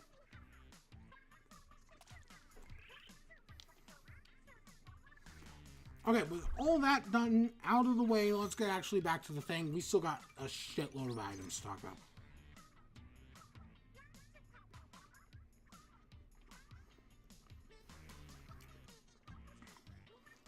Wait, I talked about that one. Talk about that one as well. Okay. So, let's talk about Anthem real quick. Anthem is a shit show. Even though no matter what you play, whether you play Anthem or Apex Legends, one of the shooters, you're still giving money in EA's pocket, which sucks. But Anthem's a shit show. I know some people are like, oh, you shouldn't keep making fun of Anthem. Oh, just let it be. But you know, it's entertaining to make fun of it. Fallout 76 was a shit show.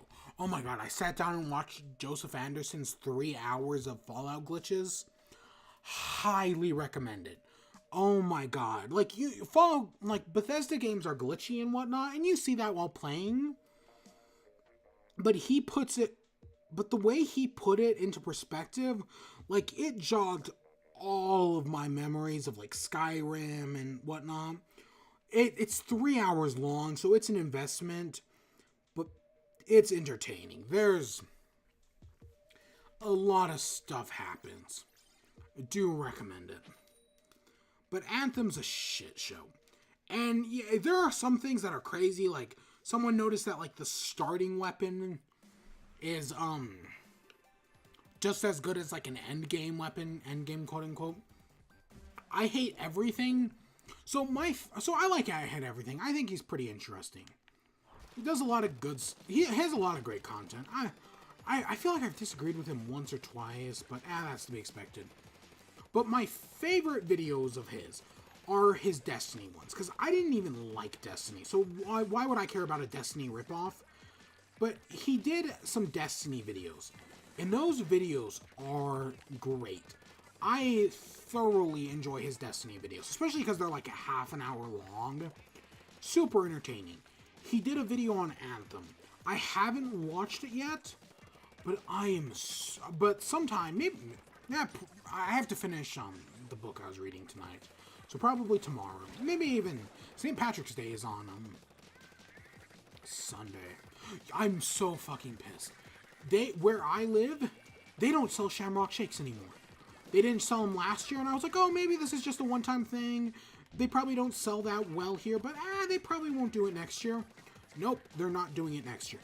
Luckily, Arby's has the mint chocolate shake, and Arby's mint chocolate shakes are so good. Like, they're probably better than the Shamrock Shake. The only reason I like the Shamrock Shake is for nostalgia. But I went and got an Arby's shake. Expensive as hell, but goddamn are they good. I gotta get it. I might not even get another one. I don't know. I'm also considering going to see Alita tomorrow because I did not see it. Like, I meant to go see it like the week it launched, but then I just got busy with colleague. Oh, Deltarune got kicked off of the Switch, and it's now back. I didn't download it originally, which was stupid of me. I don't know why I didn't. I just forgot, and then it got kicked off of the eShop, and I was like, oh no. But it's finally back. I downloaded it. I still have not played Deltarune. I did Undertale on my first ever experience with Undertale. I actually did on a Let's Play back in 2016. I should do Deltarune as a stream as well. Maybe after we beat Super Metroid. I'll take a quick... Between Super Metroid and whether I do Metroid Prime or Metroid Fusion, I haven't decided yet. But in the time in between those two games, I think I might sit down and do Deltarune. I'm considering it, at least. I should have used my special, I'm stupid. I'm considering it, because it's something I've been wanting to play for a while now, but just never got around to it. But yeah, Anthem's a shit show, but it's not like Fallout 76 is a shit show, but it's entertaining. It's an entertaining shit show. Fallout 76 is the most fun I have got from a game I have never played. Anthem, no. Anthem is just shit, and it deserves to die. EA is a horrible company. The bubble of the game industry, like, the game industry is in a bubble of, like, microtransactions and all that, that's going to pop, and it's totally going to be EA's fault, and I will not miss EA when they die. And this is and it's also, Anthem, I might as well also say, is the death of BioWare. When BioWare dies, you can look directly at Mass Effect Andromeda and Anthem as the reasons EA killed them, because they're going to kill them. Not like, most of the staff that made, like, the Mass Effect games have already left BioWare anyway. So, yeah.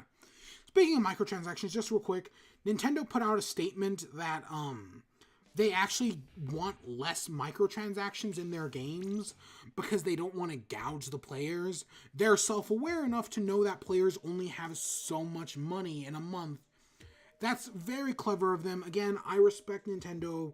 They may be 20 years behind, stuck in the year 1998, but they are self-aware enough to know how this works.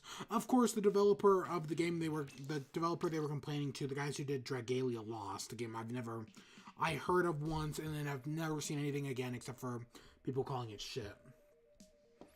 Yeah, they complain. They're like, oh, well, how are we going to make money? Oh, it's your fault, Nintendo, that Dragalia Lost didn't make money. Shut the fuck up, you stupid pieces of shit. You're the problem with the mobile games market. The mobile game market had potential at one point, and then people like you came in and killed it.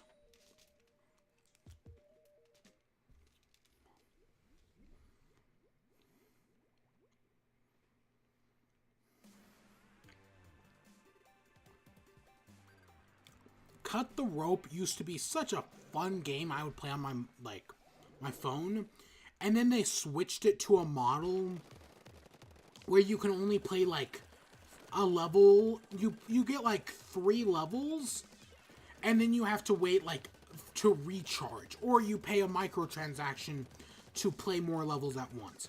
It was basically a free game where you could play almost the entire game without spending a dime. And then they just ruined it by adding that. God. There were games that showed the mobile market had potential. And then, overnight, it died. It's so sad, man. I know it wasn't overnight. I mean, there were always problems, but... It sucks. But yeah, no, I give it to Nintendo. Good on them. Good on them. Next up, let's talk about Evo. So, Evo announced that it's not doing Melee this year. I'm fine with that. Presumably some people were throwing a fit. I didn't see anything in any of the circles I'm in, because most of the circles I'm in don't play Melee. But Smash 4 is the superior game. I know they killed off Melee at, like, the Japanese tournaments, like, a year or two ago. At least I think they did. I know... Well, I do not like Melee as a game. It's not fun. It's not a fun game to play. And the fact that people need to do glitches to be competitive or need, like, specific controllers is bullshit. Like, that's an inherent flaw in the game.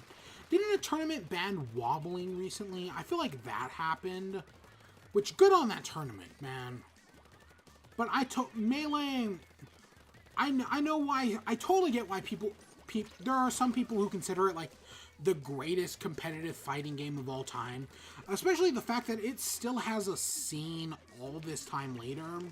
That's a sign very few games can hold. But I totally get why Melee is ending at Evo. It will be back one day. I guarantee you that.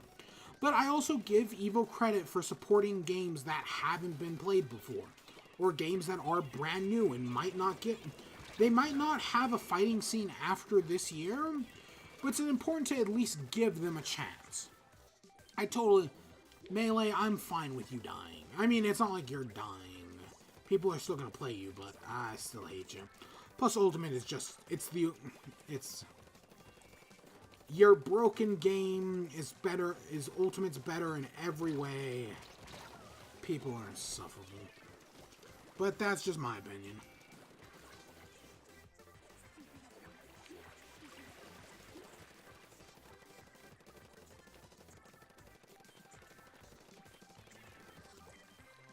I don't think we have this.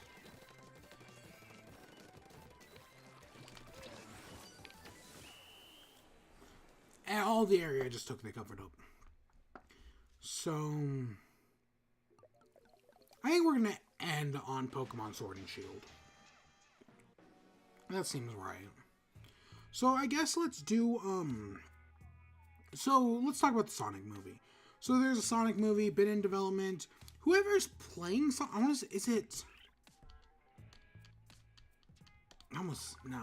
whoever is playing Sonic is an actor I actually really like, and they have Jim Carrey playing Robotnik, which will probably end up being horrible, but I like Jim Carrey. I think he's done some good stuff. I mean, not recently that I can think of, but yeah, I like Jim Carrey. But we finally, I mean, we've had the teasers and whatnot, but we finally saw what Sonic looked like, and it's bad. It's not as bad as I expected. It's still pretty bad. Even whether, I know they're not coming out at nearly the same time, but it's a direct competitor with Detective Pikachu, and Detective Pikachu's blowing it out of the water. I know we haven't seen a trailer. We need to see a trailer. Like that, once the images started leaking, and there is actually a rumor going around that these, like, the image leaks were actually, like, intentional viral marketing. You know, kind of like what Pokemon did with, that metal Pokemon, the Gen 8 one. Kind of the same idea there, which totally makes sense. It wouldn't surprise me at all. I mean, marketing's like that nowadays. But, I am not looking forward to this. I mean, like I said, it could have been worse. Some people have done, like, Photoshop ups, which I do think people who are like, oh, this movie looks like shit, and then they edit a still to make it look better. It's kind of bullshit, because editing a still is a lot different than editing in motion. But even still, like, there are just some, like, minor changes, like making the legs shorter and increasing the size of the eyes, while little changes have shown to have a massive impact. So part of me is like, yeah, no, maybe, like, I know, like, there were some people who made some, like, massive changes to Venom, but I thought Venom looked fine. I think in the final movie he looks fine. Not as good as, like, Thanos or something like that, of course. Still Thanos is... I rewatched Infinity War as well, just for the hell of it, and it's great. Infinity War is great, and Thanos is, like, the best, like, CGI character, whatever, I have ever seen. It's the special effects are next level, man. It's so good. Holy shit. But, where was the Sonic? It looks terrible, you know, and it's also a buddy cop movie with the guy who I only know from Westworld. Teddy. I think he's Teddy in Westworld. Yeah, no. And you know, he's probably going to be called Miles Prower. People have joked about it, but you know it's happening. You know for a fact that's how this movie's going to play out, because that's the type of movie this is.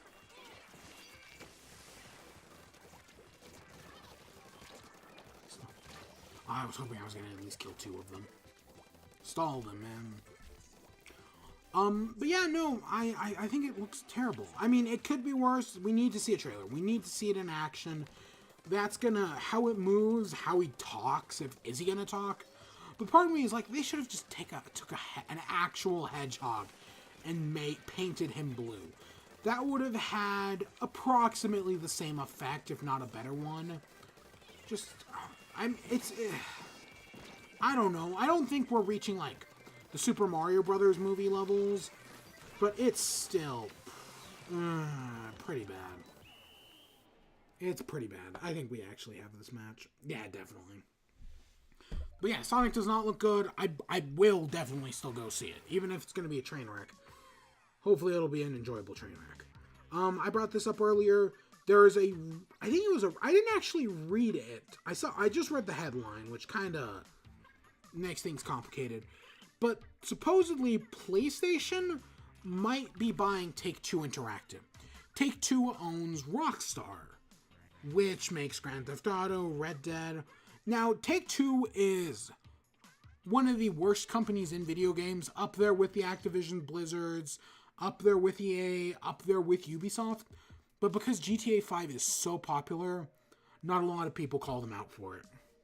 They have some of the scummiest microtransactions. Their CEO, Strauss Zelnick, is a horrible person. Take-Two is a horrible company. I don't know entirely how I feel about Sony buying them out. In theory, that could take a game like Grand Theft Auto 6 and remove the potential of microtransactions from it, or at least from its online.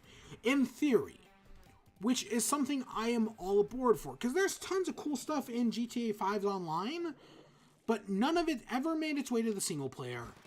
And unless you grind extremely hard, which I don't even know if you can. I've not played GTA 5 online in a long time. I usually watch videos. But there's a lot of cool stuff they've added to the game, like hover bikes and whatnot. But it's all locked behind microtransactions, which, I mean, if it wasn't a $60 game I paid for, and I know people have gotten hundreds of hours of entertainment off of the online, but I still think my point is in there somewheres. No, they have gorged that game to death, man. Oh shit, I didn't even notice that behind me. GTA 5... And it's... I don't even know if it's a good game. I don't even know if Red Dead 2 was a good game, honestly. But I know people have fun with the online. Again, I'm an Achievement Hunter fan, and they do it every Monday. And I do enjoy those videos. Even the airport ones, what can I say? I'm a fan.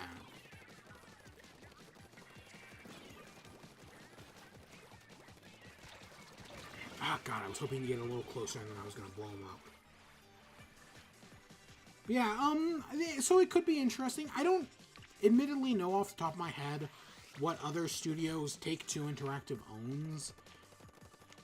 Or what other games they make, for that matter. I know they must make something else big. They make one, is it NBA 2K? Ah, God. They make, I want to say, is it NBA? Yeah, the NBA 2K series. All of the sports games are done by EA, except for, I want to say, the basketball ones. I don't know who does the hockey ones. When was the last time they made a hockey game? God. But yeah, no, that's a real, like... So, I don't know what to think. On one hand, I'm like, this could mean good, but it's also less diversity in the industry, but... I mean, it's just diversity going over to PlayStation, but Take-Two's a bunch of shitheads. Rockstar, I do genuinely think, are good developers. Like, they know how to make good games. Even if Take-Two is a greedy bunch of bitches, Rockstar is good. Rockstar knows its stuff.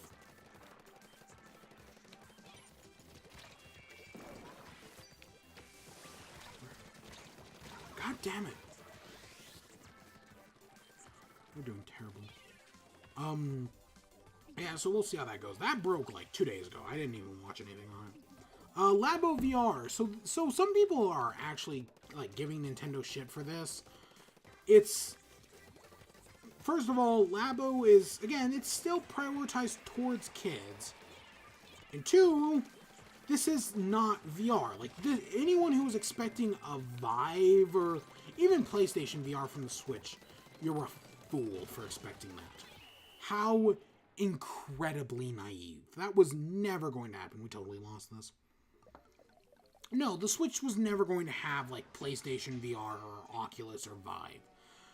But for, like, Google Cardboard, yeah, sure, the Switch can totally do that. This could actually work really well. It'll be an interesting experiment. How they're selling it is interesting, where you get, like, you can buy a set with the VR helmet and the blaster. There's one set with, like, a swan and a petal. There's one set with, like, an elephant and something else.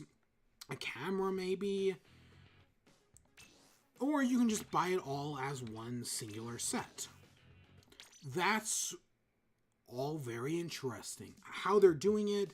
I kind of wish there was just, like, the cardboard VR helmet. I think that would be, like, just, like, $20, get the cardboard VR, because I think that's how much Google Cardboard went.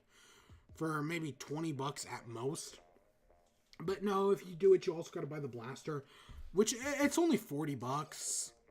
They're not going for, like, oh, they're not selling it at, like, 60 or, like, 80 or whatever. Wasn't it 70 and 80 for the robot kit and the, variety kit, respectively? I don't even remember the, automobile one ever releasing it. Nobody talked about it. But VR is interesting. I get anyone who's giving it shit, man, it's not worth it. It's an interesting experiment. I'm glad Nintendo is at least trying it. I'm disappointed the VR itself is yellow. It should have been red. Just as a callback to the Virtual Boy. I know we pretend like it doesn't exist. Except for, didn't the Mega 64 Reggie video reference it? I want to say it did. It's one of those things that gets, it's one of those like little Easter eggs that gets referenced every once in a while. Like Tomodachi Life. It's a neat thing to reference every once in a while. The Angry Video Game Nerd episode with it is great because he was the entire library. That's funny. But yeah, Labo VR. I'm willing. I don't think I'll get it, but I think Labo is an interesting experiment. I heard it actually didn't sell that well, but it's something that I think is important for Nintendo to at least try. Should they put so much effort? I wish my problem with the original Labo was that after you create the thing, the games were just hollow. They were nothings of games, and that was I wanted more. I know it's kind of oh shit. It's you know they needed more gameplay in their games. I know there are probably some people who the cardboard was enough for them. That building is half the experience, but like especially the robot game from what I saw was far too shallow. I remember watching live streams of people build it and then play it, and that was just it was nothing. And again, I don't even remember the gear thing coming out, so who knows. But yeah, after this, if Nintendo wants to keep doing Labo, they could. If they don't, I wouldn't blame them. I figured he was going to come in. And then the last thing we have, the thing I guess we're going to end off on, Pokemon Sword and Shield. I am a massive Pokemon fan. I've played every generation. I never actually, like, there are like people who like skipped a few generations and then came back. A lot of people got off after Generation 2 and then came back at some point later on. Or, you know, a sizable amount of people. I actually never skipped a generation. I went from 3, I stopped at 3 and started playing at 4, but I didn't start playing at Generation 4 until like years in. And in that time, I had just completely forgotten what Pokemon was. It just happened that way. But I am excited for an 8th generation. The starters, I'm Team Scorbunny. I think that's the one that looks the nicest. It's going to be another fucking firefighting type. God, we all know. You know, I am half convinced that if they had just made Emboar a fire dark type, Blaziken and Incineroar, or Blaziken and Infernape could have been firefighting. Emboar could have been fire dark. Delphox could have been fire psychic, and then Incineroar could have been firefighting, and people would not have complained about firefighting so much. If they had just, it was 3 in a row that killed it. If it had just been 2 in a row, and then do a firefighting years later, it would have been different. I'm like 80% sure on that. But that's just the way the cookie crumbles. I like Scorbunny. Sobble is okay. Grookey, I think, looks like a piece of shit. I don't care for that at all. There's been a bunch of like rumored evolutions and like photo leaks. I don't believe any of them. Like there were some like Primarina, I want to say, I don't know if all the final evolutions got leaked last generation for Gen 7, but I know for a fact Primarina's did. Primarina is an amazing final evolution. But yeah, so I don't know what of it's, I doubt any of it's real, honestly. I'm pretty sure it's all going to be fake. But I am looking forward to this game. There are some things that I wish were there that were in Let's Go and even games prior to that should be here. It's clear the game can handle it, but aren't here. The 2 I'm talking about are Pokemon roaming in the wild. That's a great feature that makes the world feel lived in and breathing, and that should be here. The other one is Pokemon that follow behind you. It was in Heart Gold and Soul Silver, and then they removed it for Black and White. It was in Let's Go, and I'm not just talking about Pikachu and Eevee. You could also have whatever Pokemon you wanted follow you, I think. Never actually played Let's Go. There was a price error for Let's Go. I went to like 3 different stores. None of them would match it. Super disappointing. I got Best Buy was close, man.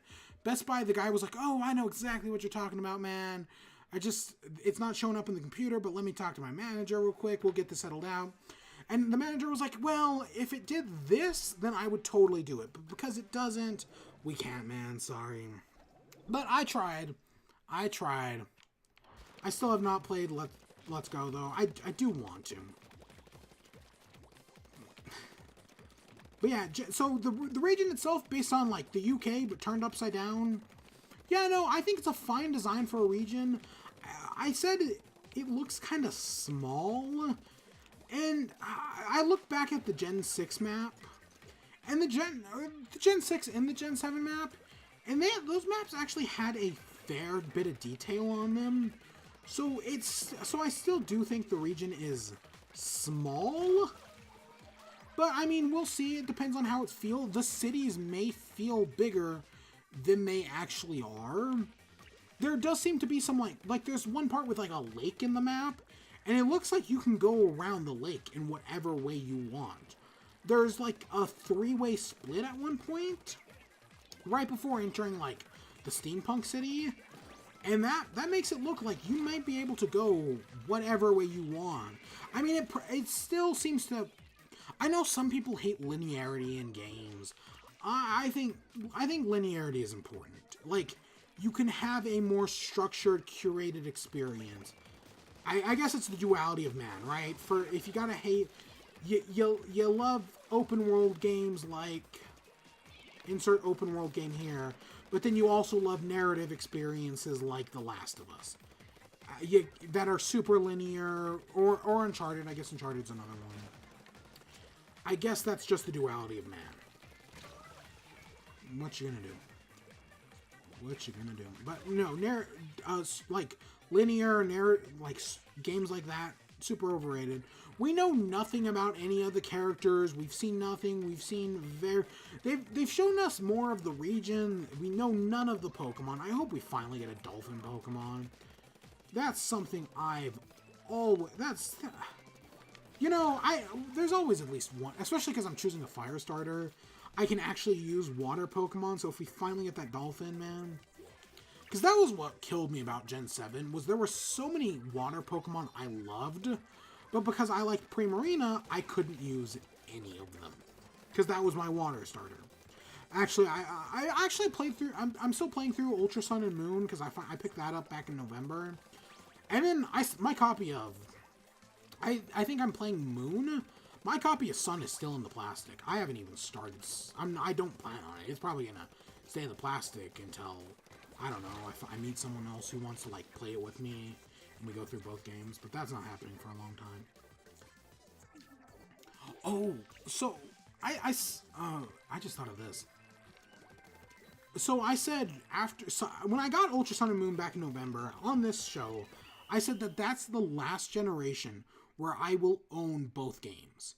I own both versions of every Pokemon game since Gen 3? I can't find my copies of... Actually, yeah, since Gen 3, because I'd never owned Gold and Silver. That's true. And I cannot find my copies of Fire Red and Blue. They're just lost. I don't know where they are, and it drives me crazy. But yeah, that looks neat. I love the female trainer. The internet... So, there are some things in, like, internet headcanon that have some basis in reality. So they're headcanons, right? They have some basis, but they're not confirmed. In Splatoon, Pearl and Marina being lesbians. It's not... There is definitely some hints if you play the Octo expansion, but it's not confirmed. They could just be in a Bert and Ernie situation. But I like the headcanon, so I choose to believe it. That's the female trainer in Sun and Sword and Shield being Scottish. I love that. I love that so much. I choose, whether or not it's true, I will choose to believe it. Because the posts and the artwork people have been making are amazing. Exaggerating the Scottish accent. That's been the region, yeah. Like I said, it looks interesting. I'm curious to see what the Pokemon are going to be. We're going to get a new... if you don't know, we get a new evolution every other Pokemon game. So every even generation. So hopefully, I'm hoping Dragon Eevee. I want Dragon, and I think Poison would be cool. That's what I'm hoping for. Dragon and Poison. I think Dragon's a no-brainer, though. Make it like... Or, do we have a Steel type? Do we have a Steel Eevee? Maybe Dragon and Steel. I think that would synergize well with the Sword and Shield mechanic. I'd be 100% down for that. We already know of Metal, whatever. I want them to get rid of event Pokemon. I know 2 versions I'm fine with. Because, you know, all the money. But event Pokemon, there is no money behind it. I mean, maybe GameStop spends money to get their event Pokemon. But that's it. There is no money going into that as far as other than that. Get rid of event Pokemon. I know it's what made Pokemon popular in Japan with Mew. But in the modern world with the internet, there is no reason for them to exist. Also, fix cloud saving. Just find a way to do cloud saves. Man, people want to keep their Pokemon. That's, like, super important to people. Personally, with maybe a dozen exceptions, it's not that big of a deal to me. But there are some Pokemon that I do have from, like, I Let's Play Pokemon Black and White. God, maybe 8 years ago? No, probably 7. 7 or 6 years ago, I Let's Play Pokemon Black and White. And during the Let's Play, I caught a shiny Seismitoad. I still have that shiny Seismitoad to this day. I have a shiny Audino that I caught in during some point in Gen 6. I have other shinies. But yeah, I sadly don't have my first ever shiny I caught was shiny Vileplume in Gen 4. I don't have that. But I'm 80% sure I still have that Seismitoad. I haven't checked in years. And I know for a fact. Like, usually I buy 2 games. Because there's one I play. And then if I ever want to replay it, I just play the other one. Well, actually, I buy one. And then I have my brother. And then my brother plays the other one. But then he's fine with me restarting his. Because he has less sentimental values towards that kind of thing. Oh, did I even say the reason why I was saying Gen 7 was the last gen I was going to own both games? My brother might buy Shield or Sword or whichever one. I don't care, honestly. I'm very indifferent. If he does, another generation where I own both games. I wasn't expecting it, but you know, I'm going to support him. He played, he was a big fan of Gen 3, and he bought Gen 4. He's the reason I got into Gen 4, because he had it. And then, I love the story. He went into the Elite Four with, like, 4 of his team being fire types. He got his ass kicked, because I want to say the second person is, like, water. It did not end well, but it's classic Pokemon, man, right? Just use Hyper Beam until you win. You don't care about strategy. You don't care about moves that affect stats. You just Hyper Beam until you win. A lot of fun. Classic story. But yeah, after he stopped playing Diamond, I bought Pearl maybe, and then I started playing Pearl. Years into Gen 2. Or Gen 4. But yeah, I love Pokemon, man. It's... I need to be at Ultra Sun and Moon. Well, it is... people are like, oh, Ultra Sun and Moon ruined Sun and Moon. And there's a Pokemon tier list that goes around, and it is 1,000% wrong. If you see it, it puts like Gen 7 and Gen 6 at like the very bottom. And I want to say it puts Platinum at the top. Maybe Black and White. The Pokemon fans are, like, they're very fickle because they'll like the current generation for a few months, and then at some point they'll decide, nah, the current generation sucks. But during that time, they'll go back and realize, not the prior generation, but the generation 2 generations ago was actually great. This happened when Gen 5 came out. A lot of people were like, oh, this generation sucks. This is the worst generation. Stupid ice cream cone. This is horrible. But you know, Gen 3 is actually pretty good. Like, and there will, whatever your first Pokemon game is, you will always love no matter what. But that happened. And then, at some point, Gen 6 came out, and people loved Gen 6 when it came out. I was there. I remember. But then, after a while, people were like, no, Gen 6 is shit. Gen 4, however, Platinum, is the best Pokemon game ever made. That happened. Again, I was there. I actually think the Platinum change happened in between Gen 5 and 6. Like, right after Gen 6 was announced. And then Sun and Moon came out, and people were like, oh, Sun and Moon. People liked it at first. It wasn't perfect, but it was fine. But then people were like, oh, this game is shit. Ultra Sun and Moon made it worse. But now they've come around to realize Gen 5 is the best generation yet.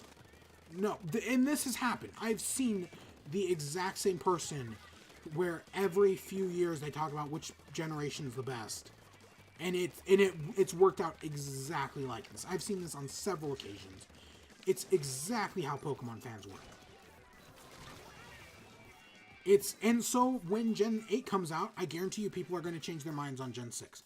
Realize the Pokemon are good, because Gen 6 has some of the best Pokemon. Oh my god, I replayed it, it's probably almost been 2 years.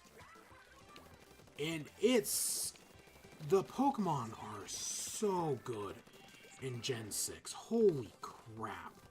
They do not, the region may be linear, yes. Most Pokemon regions are. That's kind of a staple of the game.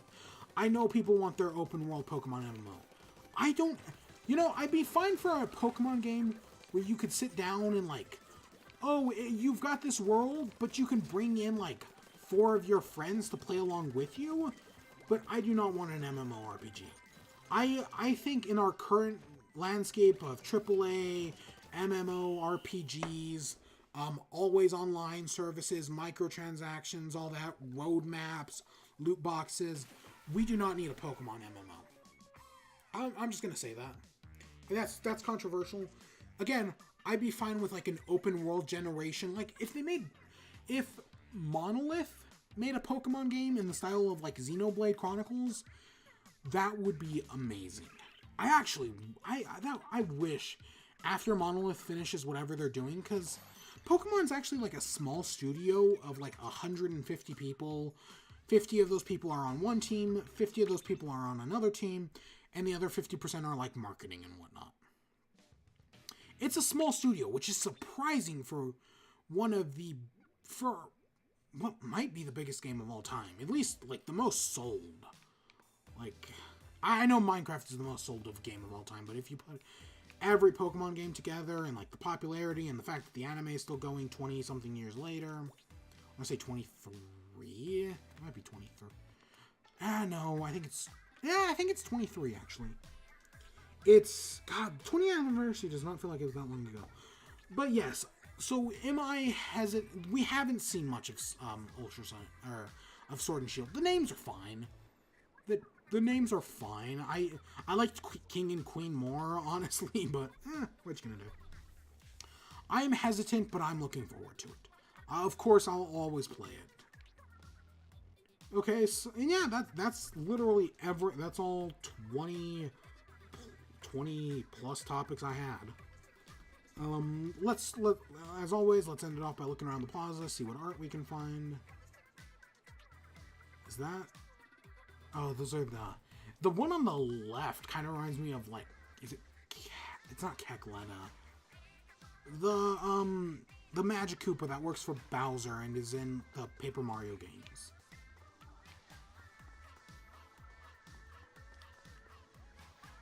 Yeah, that's cute.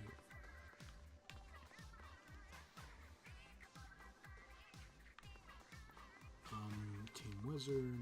Team Wizard, I think, totally has this in my hacks. That's cool. Stupid. I hate Harry Potter. If you like Harry Potter, good for you, but I had a cousin who ruined it for me. Wait, is that Dark Magician Girl? I think that, yeah, that's Dark Magician Girl. Cool. I get that. Yeah, I hate Harry Potter. Show me what you got.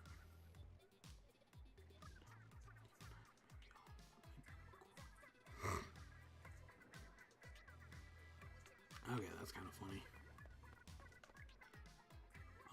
Yeah, we saw that. That's Delta Run. I recognize that.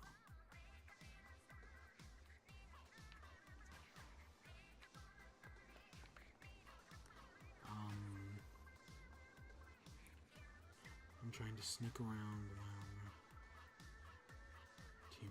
Oh my God, Sonic and the... Is it 7 Rings? Oh my God. Sonic and the Holy Sword? Because that's Excalibur. Did Game Grumps ever finish that one? I feel like they didn't. I feel like they didn't. Like, I know they started it. Because it's so stupid. There's Pokemon Sword and Shield.